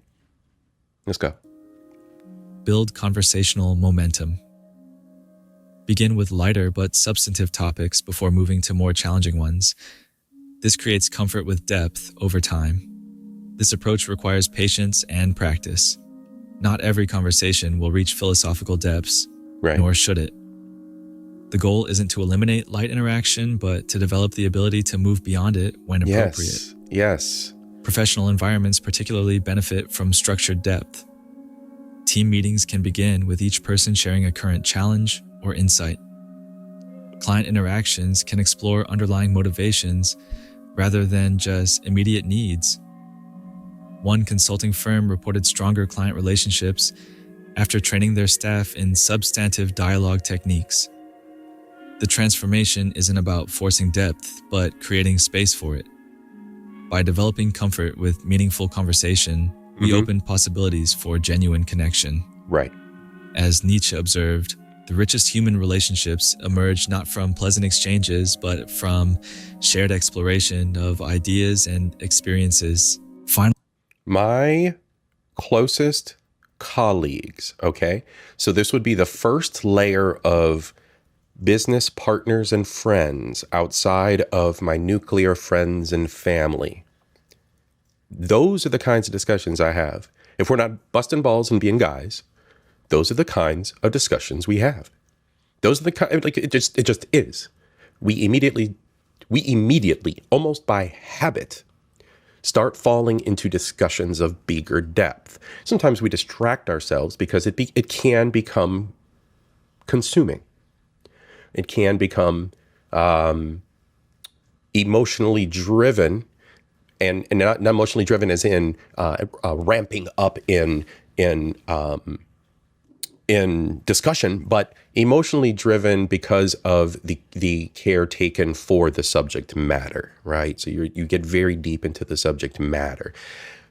So there's a dynamic there, and it is something that is productive, and it's something that is exhilarating. I walk away. These guys are my friends for a reason. These guys are my colleagues for a reason. I don't waste time. I don't feel that I'm wasting myself in these discussions. And it's helped me to evolve. It's helped me to elevate myself in the workplace, in my career, in my perspective about my business career. There's something to be gained from that once you eliminate that small talk and you kind of level set and have a better, more productive dynamic. Words. final wisdom, Nietzsche understood something profound about human connection that science is only now beginning to validate. The quality of our conversations shapes the quality of our lives. His critique of small talk wasn't the complaint of a misanthropic philosopher, but a visionary insight into human potential. Modern research reveals that people who engage in substantive conversations report higher levels of happiness and well-being. Yeah. A Harvard study found that individuals who have deeper conversations experience stronger social bonds and greater life satisfaction.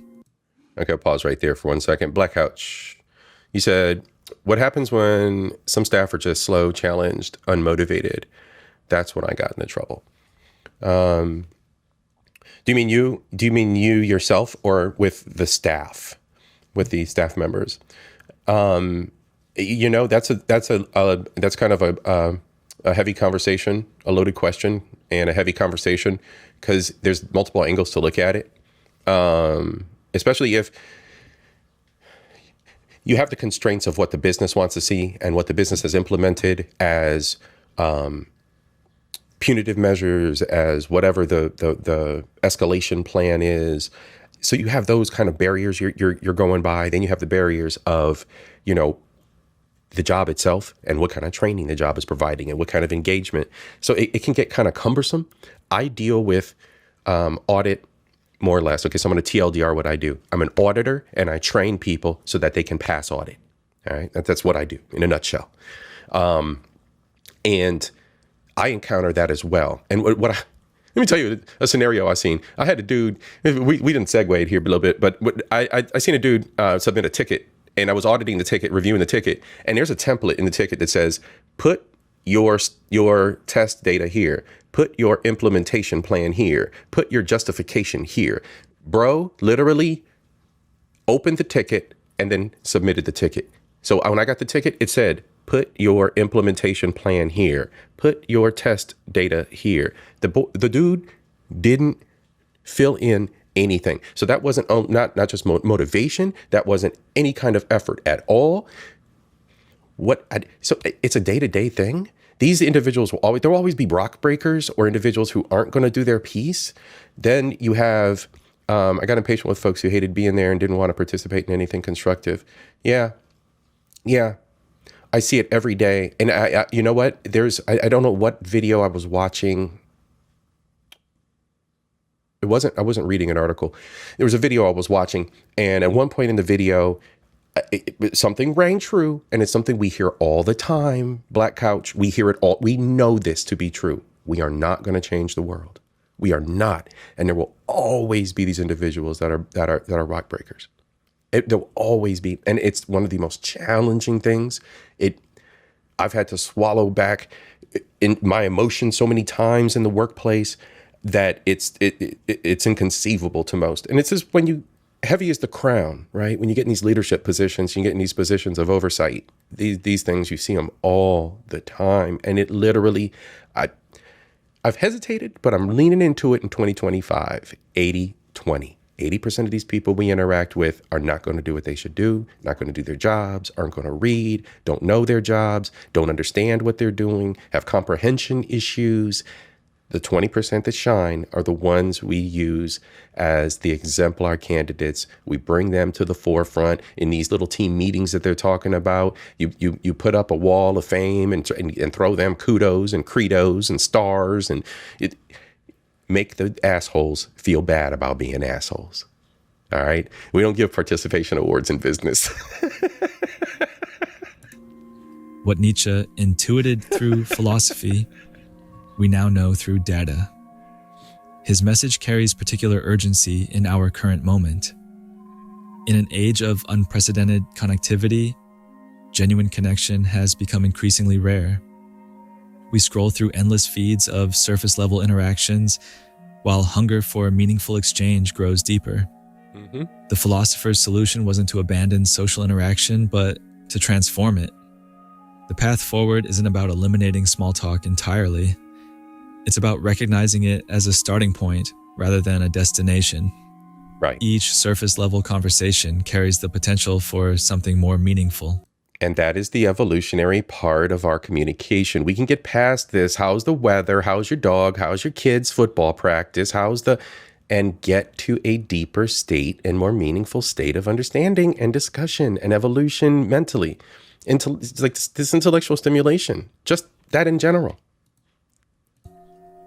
Each social interaction offers it allows us to springboard off of these little stupid questions about the weather and look at something deeper. Opportunity to move beyond the scripted and into the authentic. Nietzsche wrote, "The higher we soar, the smaller we appear to those who cannot fly." Yes.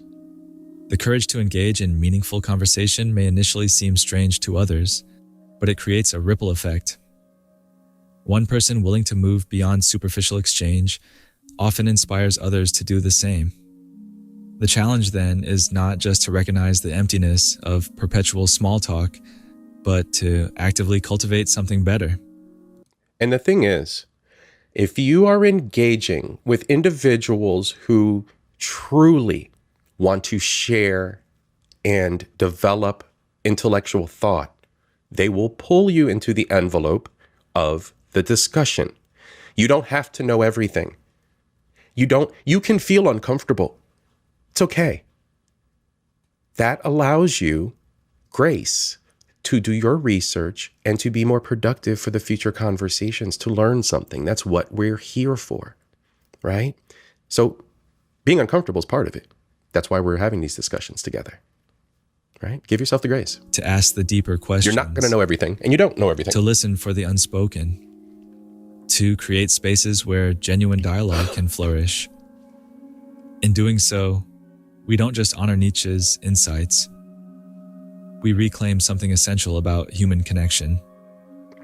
The power to transform ordinary encounters into moments of genuine understanding, to turn social obligations into opportunities for growth, and to build relationships that nourish rather than deplete us. If you want to dive deeper into... Right. Shout out Philosophy. As always, here at Culture Invasion, we throw our roses to all the channels. that we use as our reaction content and we partner with. So we want to, give me 1 second. Why is my keyboard tripping? Boy's keyboard's tripping. Oh, my control key. Y'all remember when I replaced my keys on my keyboard? I might have to go back and replace the control key on the left-hand side. I might not have replaced that one. Control keys acting funny, but there is Philosophy, okay? As always, we throw roses to the channels that we react to over here, as mentioned. And this is another one. And here we are with ignoring the small talk, ladies and gentlemen. I hope you gained a little bit from that. I think we gained a lot of bit. I think everybody kind of liked that. I was reading through. We were all talking in the chat. Rhonda, how are you? Good afternoon, ma'am. Nice to see you. Tonight is a philosophy-heavy afternoon. We're doing a lot of discussion about philosophy and a lot of philosophical, if I can speak, a lot of philosophical discussions around humans at play. We're starting with a prelude to the Humans at Play episode. That'll be my next episode, so it's two-parter. We're starting with No One Cares and exploring the different facets of that, human interaction, and the dark side of being a good human. So we're getting a lot of edutainment this evening. Let's see here. Like, subscribe, ring the bell, everybody. Next up in the main event. We're doing good on time. Your boy's got some things to do this evening. So we got another 26-minute react to go through. I'm not going to fast forward this one because I want everybody to come back. Team replay. Come back. Team replay. Hit the like and subscribe, of course. But pause as you watch this. Take those moments of silence as you watch this to understand what it is that you're consuming. This is a little bit deep, but I want to make sure that we all on the same page. All right. Next up, we got Psychotic. This channel, we'll just go on and pop this in the chat. This channel is suspect. I don't know if the other channel, the one we just listened to, was a AI voice. If it was, it's one of those better ones. But this one is definitely an AI voice. So this one can kind of drone on, but the script is very good. We are now going into discussing Machiavelli. All right. At 44 years of age, he wrote The Prince, I believe, is the title. And we are taking from that book and discussing the goodness of humanity. See, I said C.I.P. got Sage Bird in the background. I got Baby Yoda over there. No, I don't got Sage. I do got the, I might have to show y'all one day, but I got one of those diffusers, and that's over there, but that's nice. The diffuser's awesome. That shit's awesome. Instead of the air fresheners. All right, yo. All right, so we get into this. This is the dark side of goodness. So let's explore this together. Fair use as always.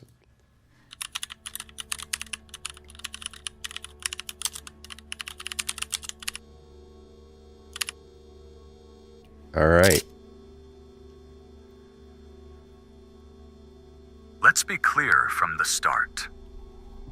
Kindness by itself is not enough to survive in this world. If you think being a good person is enough to achieve success, you're living in a fantasy. And the worst part is that you know it, even though you refuse to accept it. How many times have you felt like others are walking all over you? How many times have you done the right thing? And, instead of receiving recognition, you've been ignored, or even worse, used. You've been taught. And again, going back to the initial theme here, no one cares, right? We've already established the different dimensions of that, or explored some dimensions of it, right? No one cares, though. So, again, let's examine how we develop the goodness within us and what we're taught. That being good is enough, that honesty and nobility are rewarded. But the reality is different. The world doesn't reward the good. It rewards those who know how to play their cards well. And this is where Machiavelli comes in. Machiavelli understood something that most people ignore. Human nature is selfish, fickle, and cruel when necessary. In The Prince, he made it clear that virtue without cunning is a weakness, that goodness without strategy is a trap. And now tell me, how many times have you fallen into that trap? Think about those you admire, those who have achieved great things. Do you think they got there only with good intentions? No. They got there because they knew how to move in the shadows when necessary, because they understood that morality is not an obstacle, but a tool. Right. Knowing when to show it and when to hide it is the difference between being a player and being a pawn. The problem is not that you are good. The problem is that you don't know how to protect yourself. Exactly. You believe that others are playing by the same rules as you, but that's not the case. That's much like the idolization and or the images of adults or elders or sports figures or celebrities that we build as we mature, right? We start young and we have these images of parents and relatives and these elders and these things, and we build these great things up, but we don't understand that they themselves are still those flawed humans. And there's not always goodness within those individuals. The world is full of predators disguised as friends, of opportunists who can spot naivete from miles away.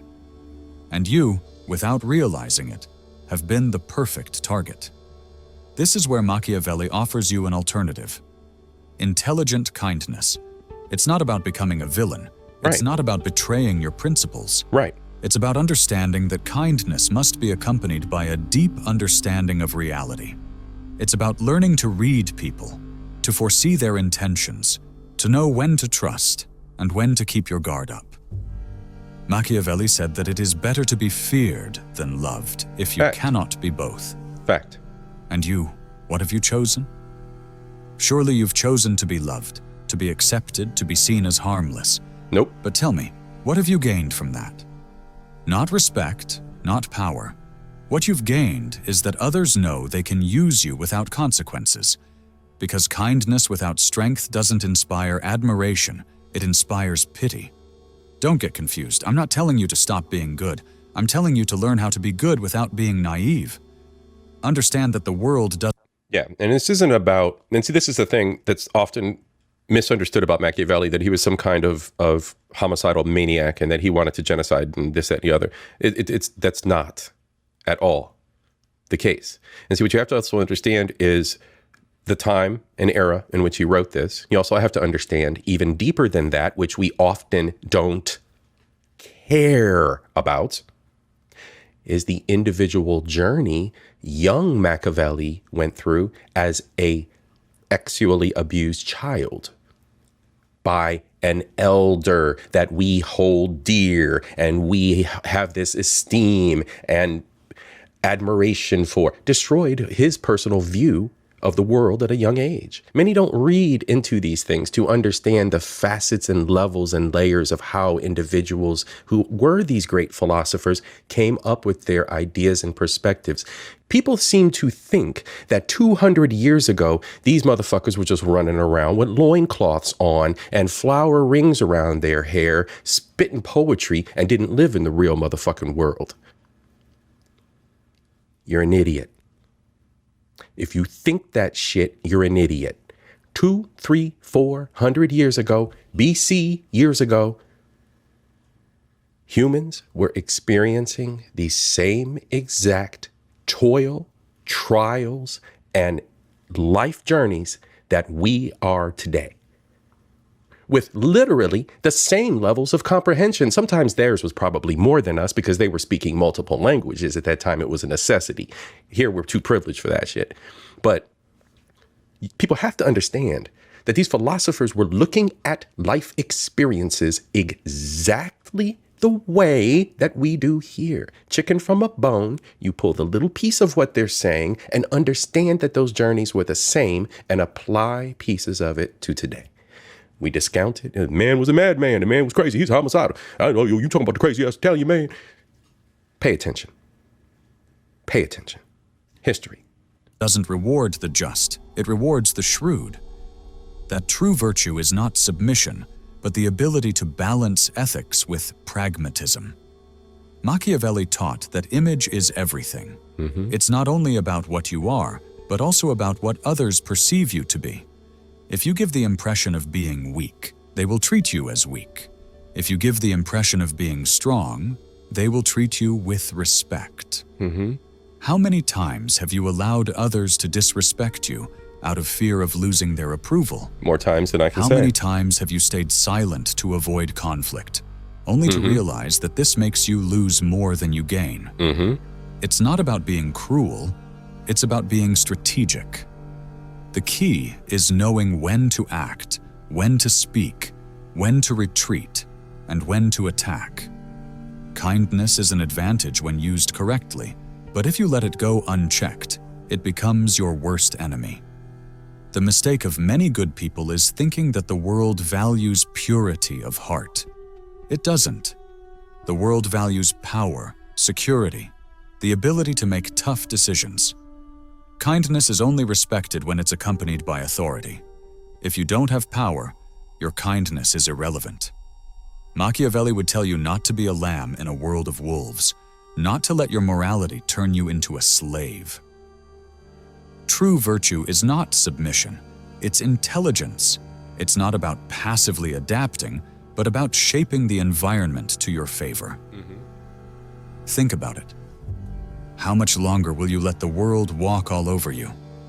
How much longer will you be a victim of your own naivete? I'm not telling you to stop being good. I'm telling you to start being good in a way that benefits you. Learn to move in the shadows when necessary. Know when to smile and when to show your teeth. Because the world isn't fair. But you can learn to play by its rules and still remain true to yourself. Machiavelli didn't write The Prince to teach you to be evil. He wrote it to teach you how to survive. And now tell me, are you going to keep living in the illusion that kindness is enough? Or are you going to start applying true intelligence?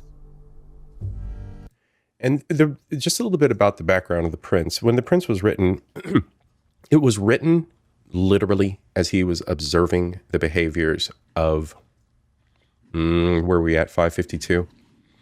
Hold on a second, y'all. Google is your friend.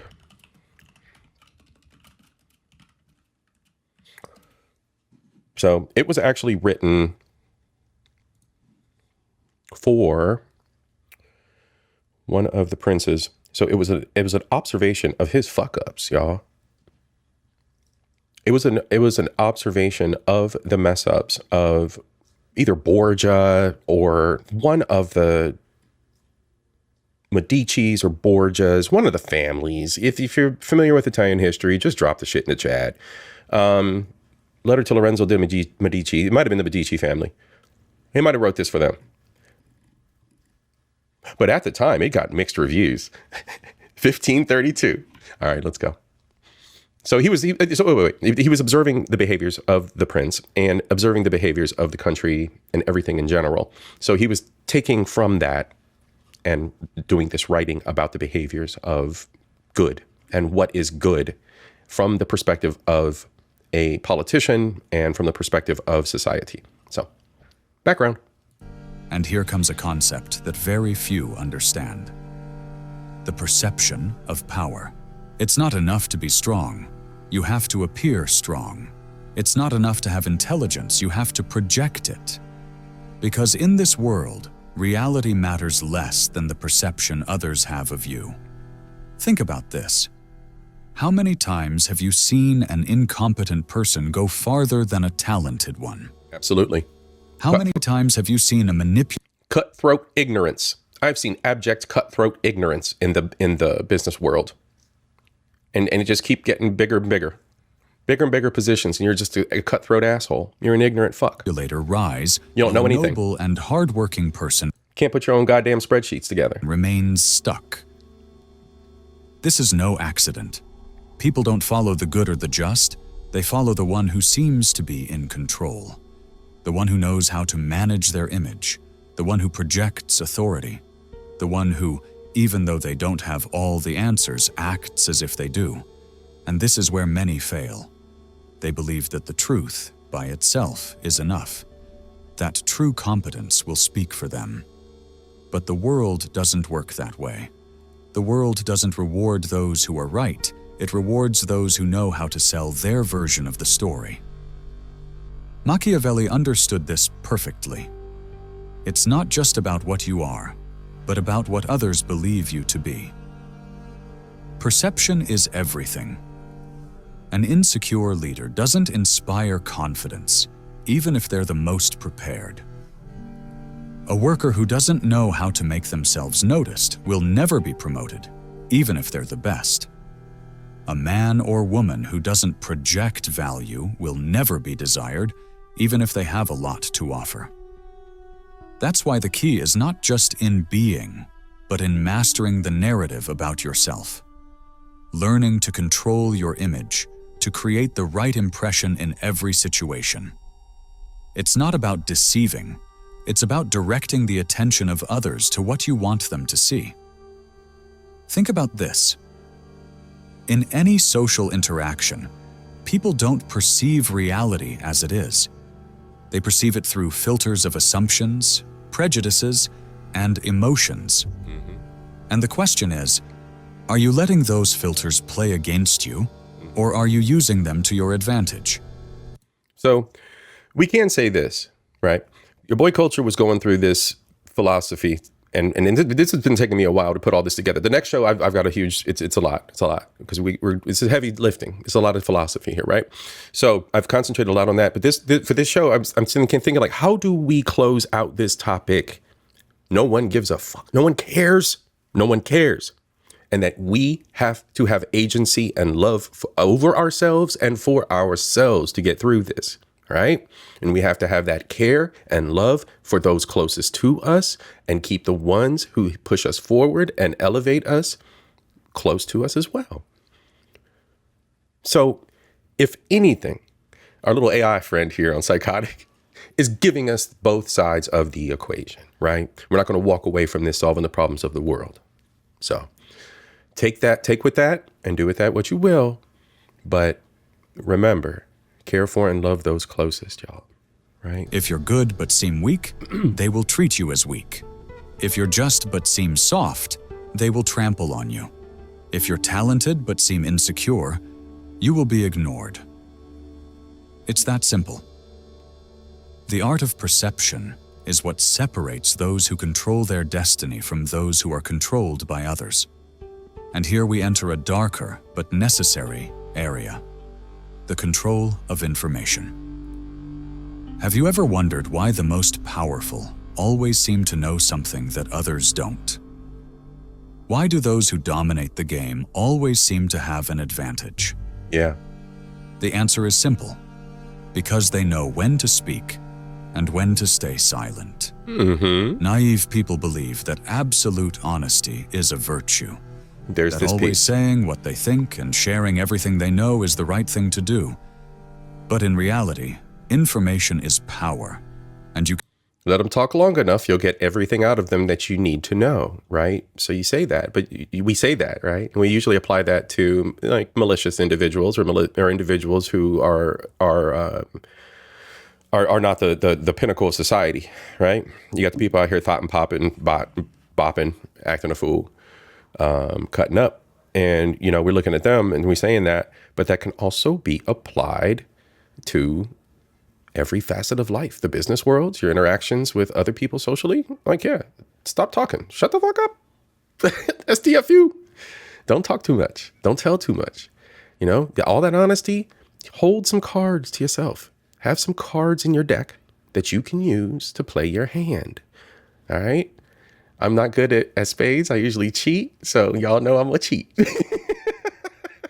can't give away power without consequences.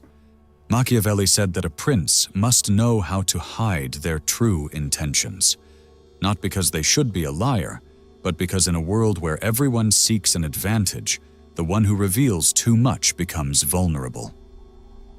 Learn to control what you share, to say only what's necessary and nothing more. to maintain a certain mystery, to make people wonder what you really think. Because the moment you become completely predictable, the moment others can anticipate every move you make, you lose any strategic advantage you might have had. The greatest players in history, in politics, business, art, or any field, understood this. Strategic silence is as powerful as speech. Think of someone you admire, someone with real influence. Are they someone who says everything, who exposes themselves completely, or someone who always leaves something in the shadows, who always has a hidden card? The problem with many is that they confuse transparency with weakness. They believe that if they don't reveal everything, they are being dishonest. But it's not about lying, it's about controlling the flow of information to your advantage. Think about this. How many times have you spoken too much and it has hurt you? How many times have you trusted the wrong person, revealing something that later turned against you? How many times have you given explanations that no one asked for, just to justify yourself to people who didn't even deserve it? That one. Power is not in speaking more. Power is in knowing when to speak and when to stay silent. And here comes the big lesson that almost nobody applies.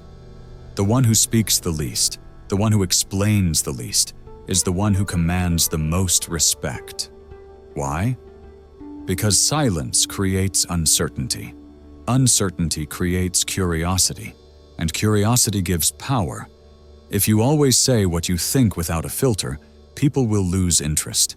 If you always explain your actions, people will assume you need to justify yourself. Facts. But when you only speak when necessary, when you choose your words carefully, when you leave room for how many times, y'all, do we see those reacts over on Theo Coops, right? Shout out Squad, shout out Theo Coop. Like, how many times do we go over there at Theo Coop and we watch those reacts where people are getting arrested and all they keep doing is How many times? All they have to do is STFU. That's all they got to do. Just shut up. Just shut up. And they keep baking cakes around themselves, just cases. Just keep baking cases on cases, racks on racks on racks of cases. Just keep talking, blah, blah, blah. Interpretation. People will start paying attention to you for real. And here comes another fundamental concept. All right, concept the two. art of unpredictability. Yes. Predictable people are easy to manipulate. If you always act the same way, if you're always predictable in your responses, emotions, and decisions. All right. And when he says acting unpredictably, that's not to act irate and out of pocket. That is not acting unpredictably. To act unpredictably is to change your mental strategy and approach to discussions to offset the individual that you're communicating with. Not acting like a fucking jackhole. All right? There's a difference. That's emotional intelligence, folks. That's emotional intelligence. I know y'all know this, but not them other monkeys, the other storytelling chimpanzees, the Narrans, right? Others will be able to anticipate you. They will be able to use you. But when you're unpredictable, when people are never sure of what your next move will be, you become dangerous. And when you're dangerous, they respect you. Right. Machiavelli understood this better than anyone. A leader who can be read like an open book is a weak leader. But a leader who maintains a certain level of mystery, who changes when necessary, who never lets others label them, that is the leader who stays in power. And now, the question is, do you want to keep being an open book that anyone can read, manipulate, and take advantage of?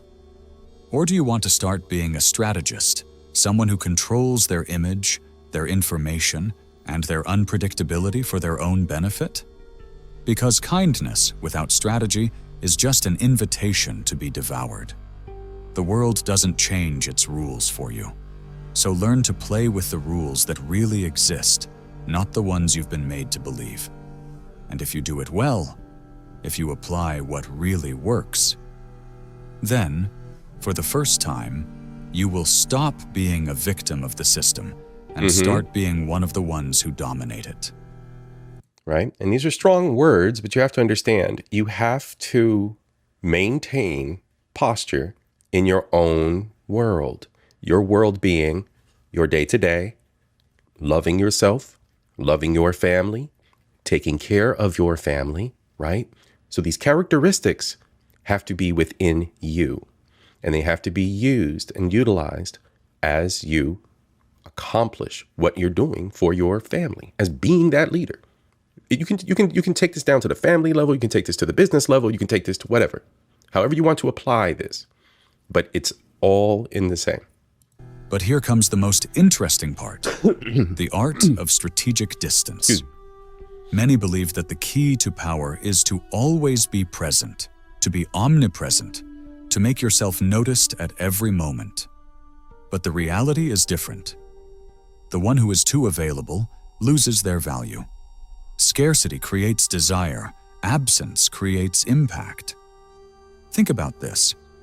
Why do certain people generate more respect just by being present, while others, no matter how hard they try, never seem to impose authority? The difference lies in the perception of their value. Machiavelli said that a prince should avoid becoming too accessible, not because they should disdain their people, but because excessive familiarity destroys respect. When you're always there, when you give without measure, people start taking your presence, your effort, your generosity for granted. Facts. And you have to maintain a composure of stoicism to a degree, right? You have to remain stoic to a degree when prudent.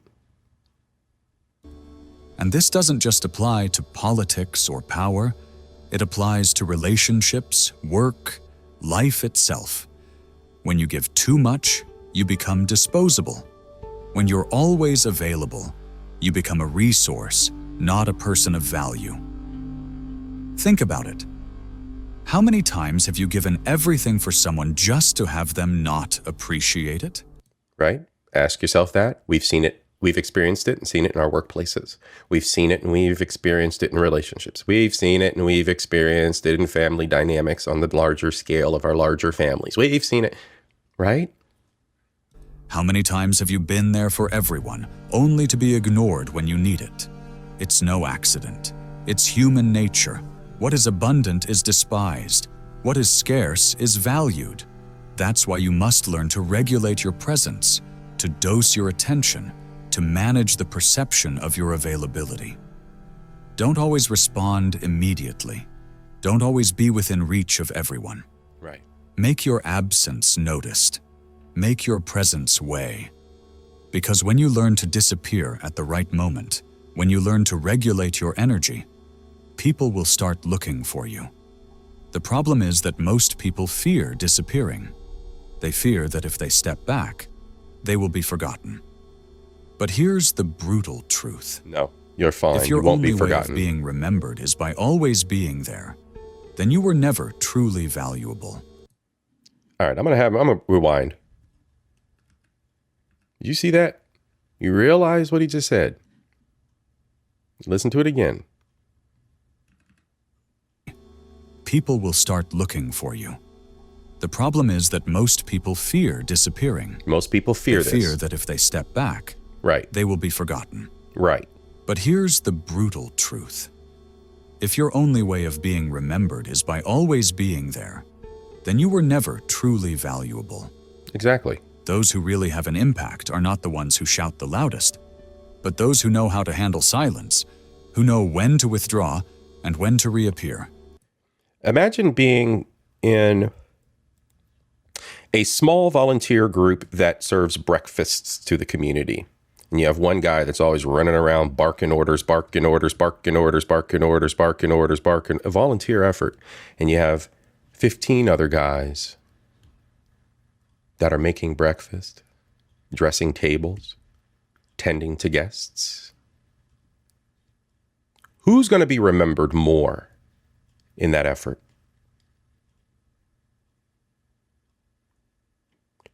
By the community. by the people who care and tend to the community. Mr. Barking Orders, or the 15 individuals who are there every day doing what they're supposed to do. As a community, as a village, in my mind, it's us. It's the ones that do the work. That guy barking orders, he can fuck right off. He's not in he's not in the fray. He's not in the toil of the moment. And he's not the one making the connections. We're the silent majority. Look at any great figure in history. The real players are not everywhere. They don't wear themselves out in every battle. They show up when it really matters. And when they do, everyone pays attention. Spirited. And this brings us to another key point: emotional control as a tool of power. Yep. Here is where most people fail. People believe that control is based on strength, on aggressiveness, on imposing themselves with a loud voice. And Right. This exercise in understanding how to balance being good in the face of people who do not give a shit about you is not about maliciousness. It is not about bucking up all the time, gents. It's not about that. It's about the long game. It's about the emotional intelligence of this. Got to keep that in mind, guys. We got to keep that in mind. Clenched fists. But true mastery, the one Machiavelli understood better than anyone, is in the absolute control of emotions. Because the one who loses control, the one who reacts impulsively, the one who is carried away by anger or anxiety, becomes predictable, manipulable, and weak. Yeah. Think about the last time Yeah. Yeah, Derek. Oh, no, Petty. Yeah. Yeah, exactly. All that loud talk can get you hurt. Absolutely. You gotta remain in your frame. You gotta remain in your someone frame. made you lose your cool. The moment you got angry, the moment you reacted without thinking. Who had the power in that situation? It wasn't you. It was the other person, the one who threw you off balance, the one who provoked your reaction. Yeah. Because the one who controls your emotion controls your actions. Facts. And here is the key. And they literally laughing at you when you reacting like that. We know that. We laugh at them when they do that. So we can't do that. The one who can't be provoked, the one who maintains their center no matter what happens, that is the one who truly has power. It doesn't matter if it's in a discussion, in a negotiation, in a relationship, or in any social interaction. The one who maintains emotional control always wins. Yeah. Because the one who controls their emotions controls the perception others have of them. Right. Machiavelli made it clear. A prudent man must act at all times with coldness and calculation. It's not about not feeling, it's about not being a slave. Y'all heard me use that word earlier, prudence. To what you feel. It's not about being a reactive animal that anyone can manipulate.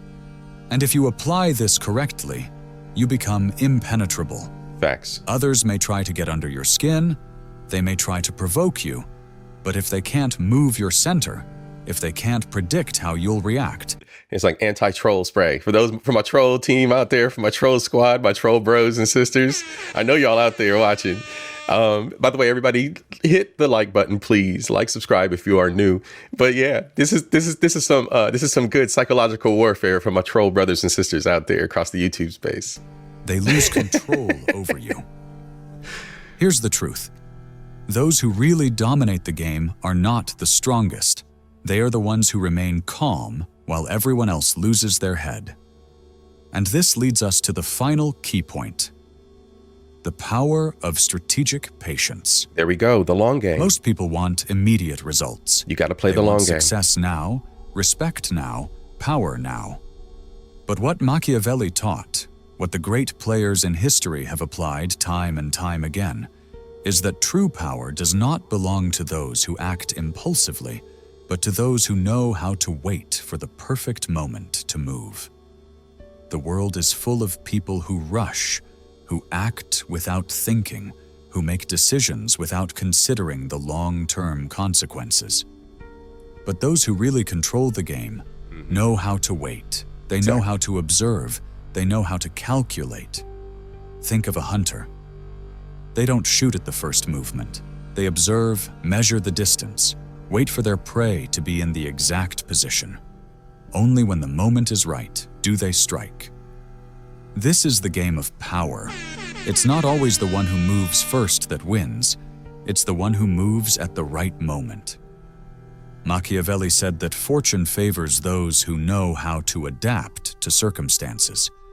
It's not about running in every direction. It's about knowing when to accelerate and when to slow down. When to pump the brakes. Mediocre people act on impulse. Strategists wait for their opportunity. And now I ask you, are you one of those who rush in without thinking, or one of those who waits for their moment to strike with surgical precision? Because in this world, power does not belong to the fastest. It belongs to the smartest, to those who know how to handle perception, information, distance, emotional control, and strategic patience. And if you apply all of this, you will stop being a victim of the game and start being a true player. The world will remain ruthless, but now you will know how to play by its rules. And again, this was an observation. This book was an observation of human behaviors, both in the empire and outside of it, and ultimately how the empire fell, because whichever one of the princes that were in charge at the time failed. So it was an abject failure of a presidency rule. Reign. But here comes what truly makes the difference between those who just survive and those who dominate their destiny: the ability to become an anomaly in the system. Because now you know. Now you understand that kindness alone isn't enough, that perception is everything, that emotional control is a tool of power, that strategic patience beats impulsiveness, and that scarcity increases your value. But what good is all of this if you keep acting like everyone else has until now? If you want different results, you must become someone who doesn't conform to the traditional rules. Not in... Yeah, I've heard that too, Chelsea Lynn. The high achievers hate mediocres, mediocres hate high achievers. And I've also seen I've seen plenty of quotes relating to that as well. I have a bit of a bias in and of myself where I don't have time for individuals that are not achieving anything. Okay, I'm just asking you to achieve something in life, right? Just be productive a little bit.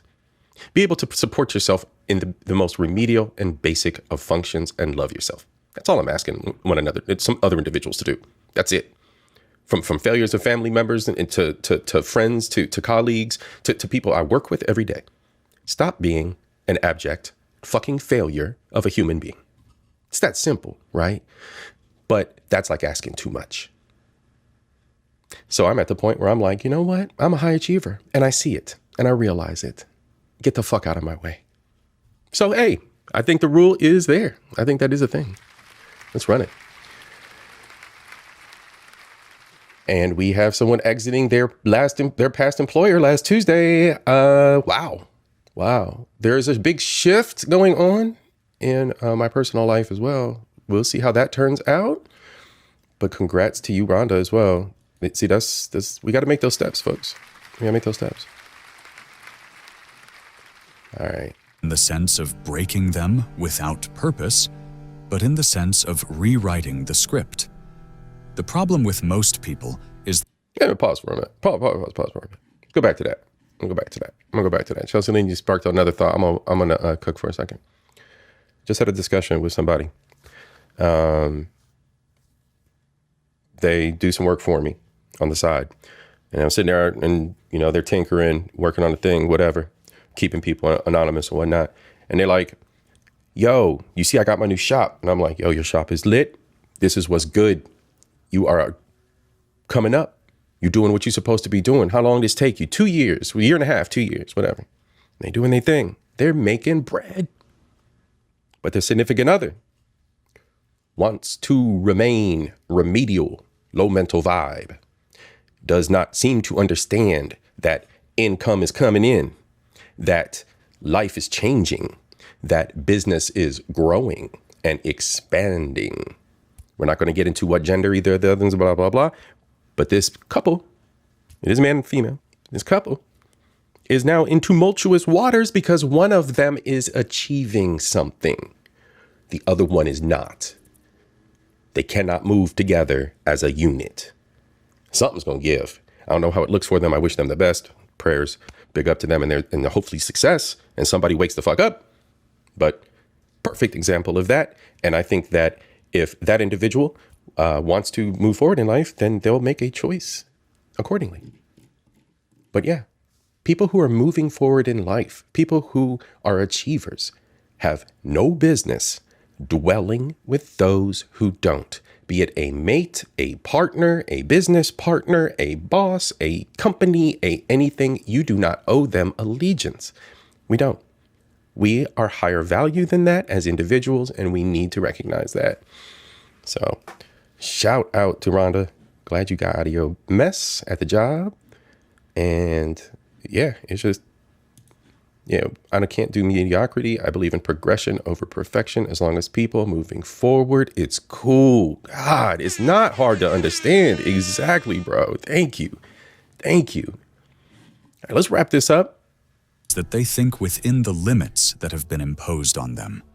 They follow the same patterns. They react as expected. They move within what is acceptable or expected. But those who truly leave a mark, those who change the game to their advantage, are the ones who dare to be unpredictable, to play with new rules, to do what no one expected. And here's the big secret. The world is designed to devour those who conform. Yeah. If you do the same as the rest, you will get the same results as the rest. Yeah, there's organizations, there's even social groups, and you can feel like, you're volunteering for a bigger purpose. But if you died tomorrow, they'd still have somebody in your place doing the same volunteer gig. Like there's things like that, right? There's positions in life. I'm not going to get specific. A lot of them are emotional to individuals, but there are positions in life and in this country, in the first world, that you are basically just something to be chewed up and spit the fuck out. They do not care. Again, they do not care about you. So the onus is on us to big up ourselves and get out of these situations of just being a sheeple, an NPC. It's what it is. And that means mediocrity. That means being another forgotten name in the endless flow of time.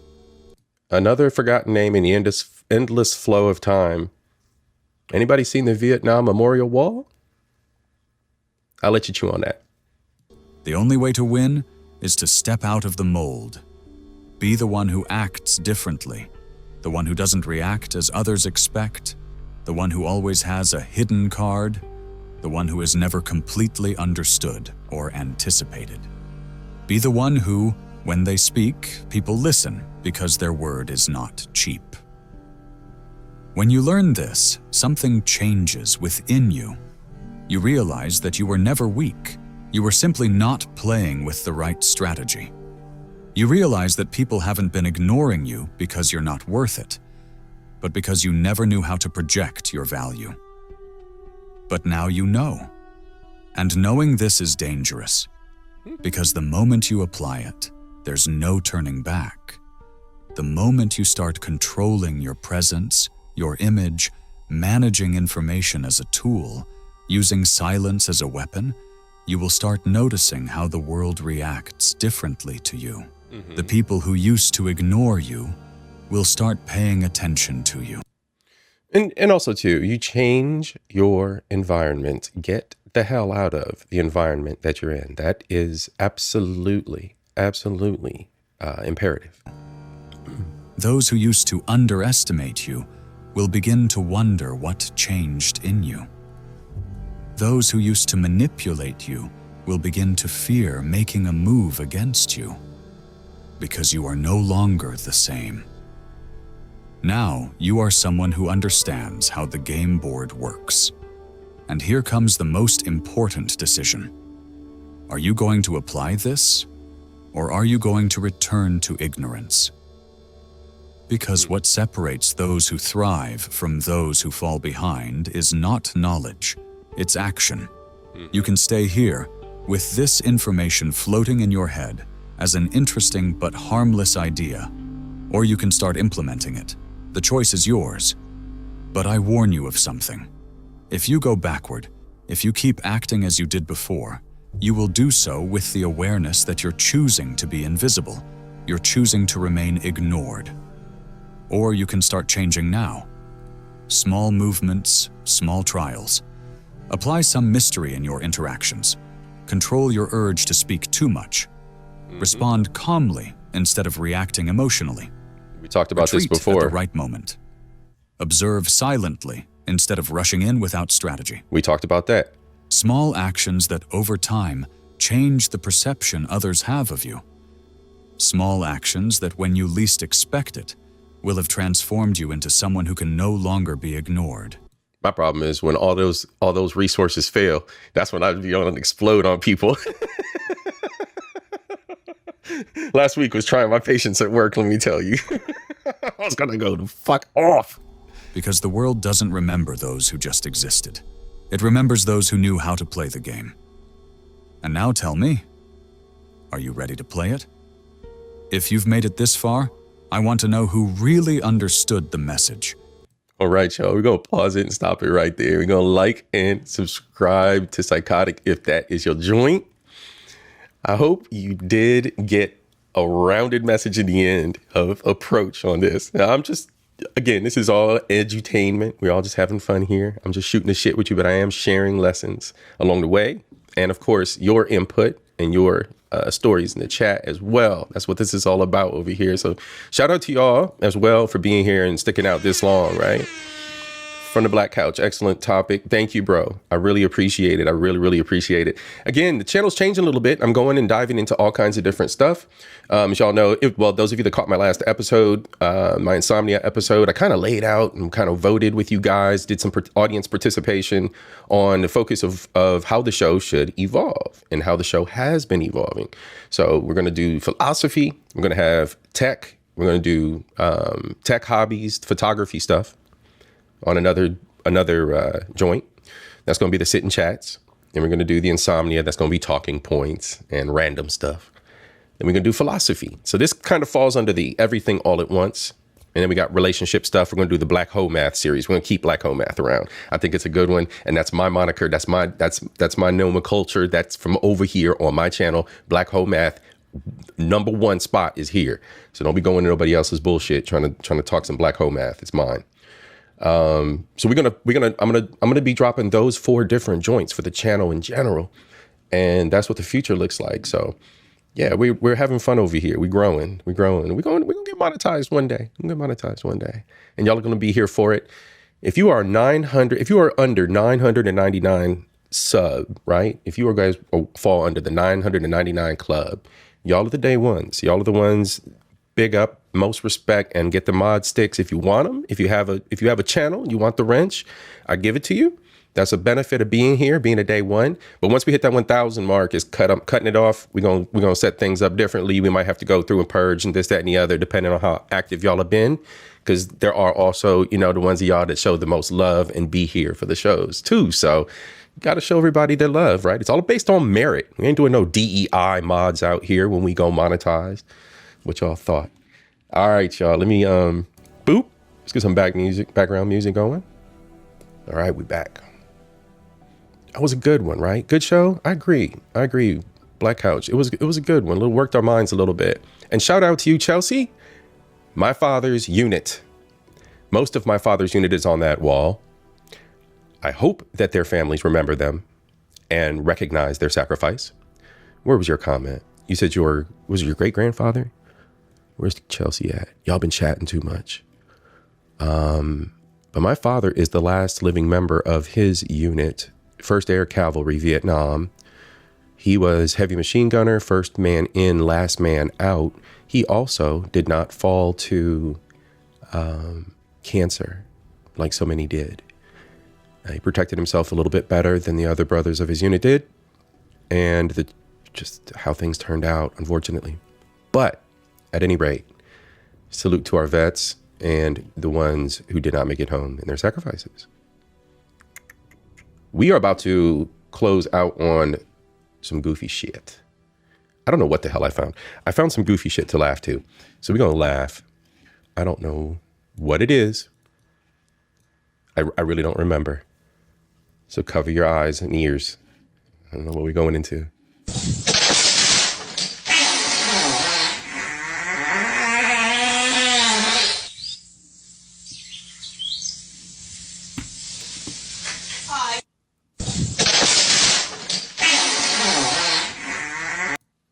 Okay, hold on, pause. So the chair gave out. The chair gave out.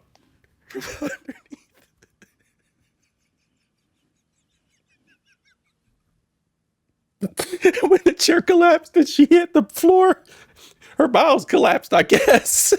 Hold on. Let's go back.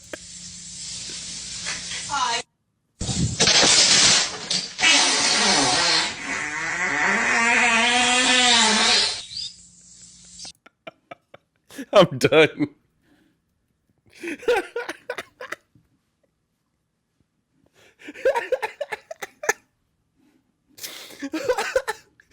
Okay. All right, hold on. We got one more, y'all. I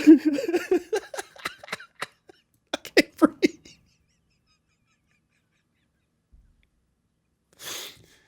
Oh, shit. Yeah, on a lighter note. Shit, y'all. Okay, here's another one. I don't remember what I did. I just saved it. Oh, we got Goose. Since you got tattoos, based on tattoos, I give you a 10. Hold on. You want me to rate you? Yeah. Well, since you got tattoos, based on tattoos, I give you a 10 because I like your tattoos. Based off your face, I can't really see your face, but I'm guessing you cute, so I'll give you a nice, good 8.5. I'll take off my mask and then you can rate me again. Okay.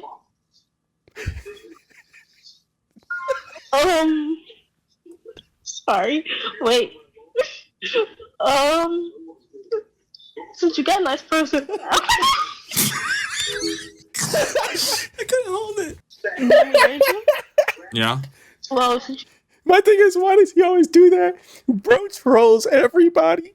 He trolls everybody doing this when he does the face reveals. And I think this shit is hilarious. I don't know if y'all think this shit's funny. I think this shit is fucking hilarious because these people's responses are priceless. They are so, like, hers is so pure and innocent. Like, just watch how innocent. Let's watch her response. Like, got tattoos. Based on tattoos, I give you a 10 because I like the tattoos. Based off your face, I can't really see your face, but I'm guessing you cute, so I'll give you a nice, good 8.5. I'll take off my mask and then you can rate me again. Okay.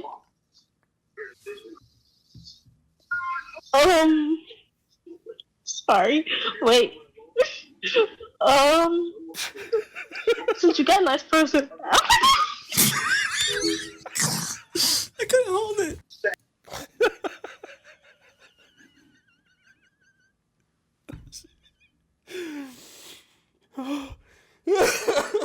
Is it Worf from Star Trek?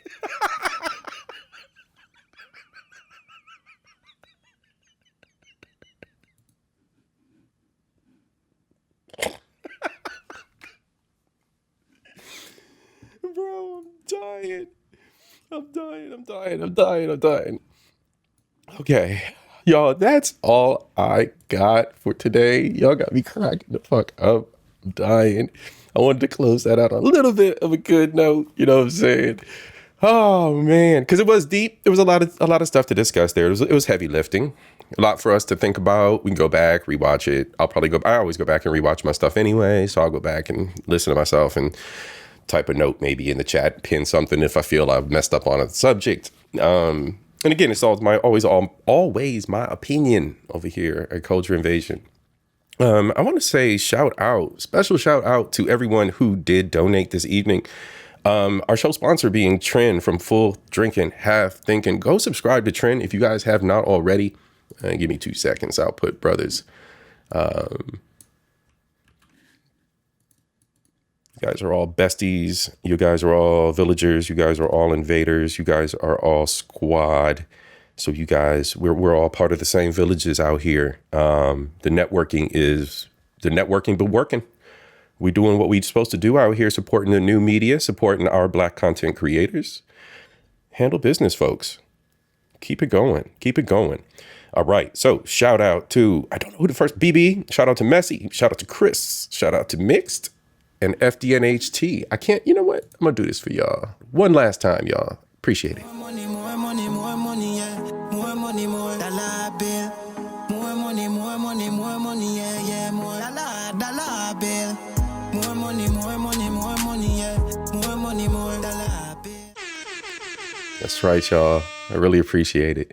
And as we have our new drop, I'm going to do this on, and then we're going to get out of here. Everybody have a good evening.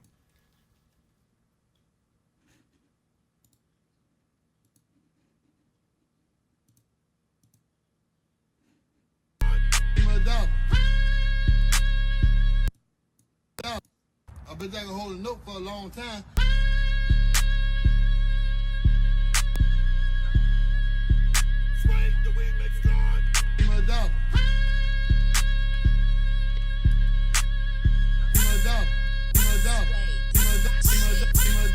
I can't eat. Salute to everybody. Thank you so much for joining me this evening.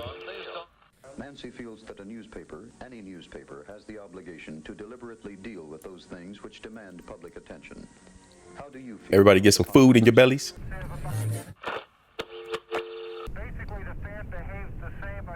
Take care of yourselves.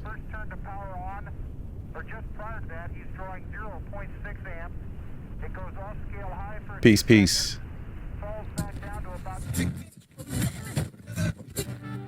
I hope you hear me, 18. I'm saying goodbye to everybody. Evening News with Walter EJ, where did you sneak in, bro? Salute.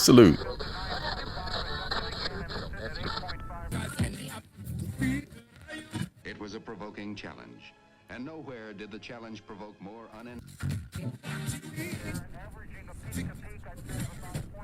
Have a good evening, Rhonda. She said, I hear you now. Okay, good. You have a good night too, 18. But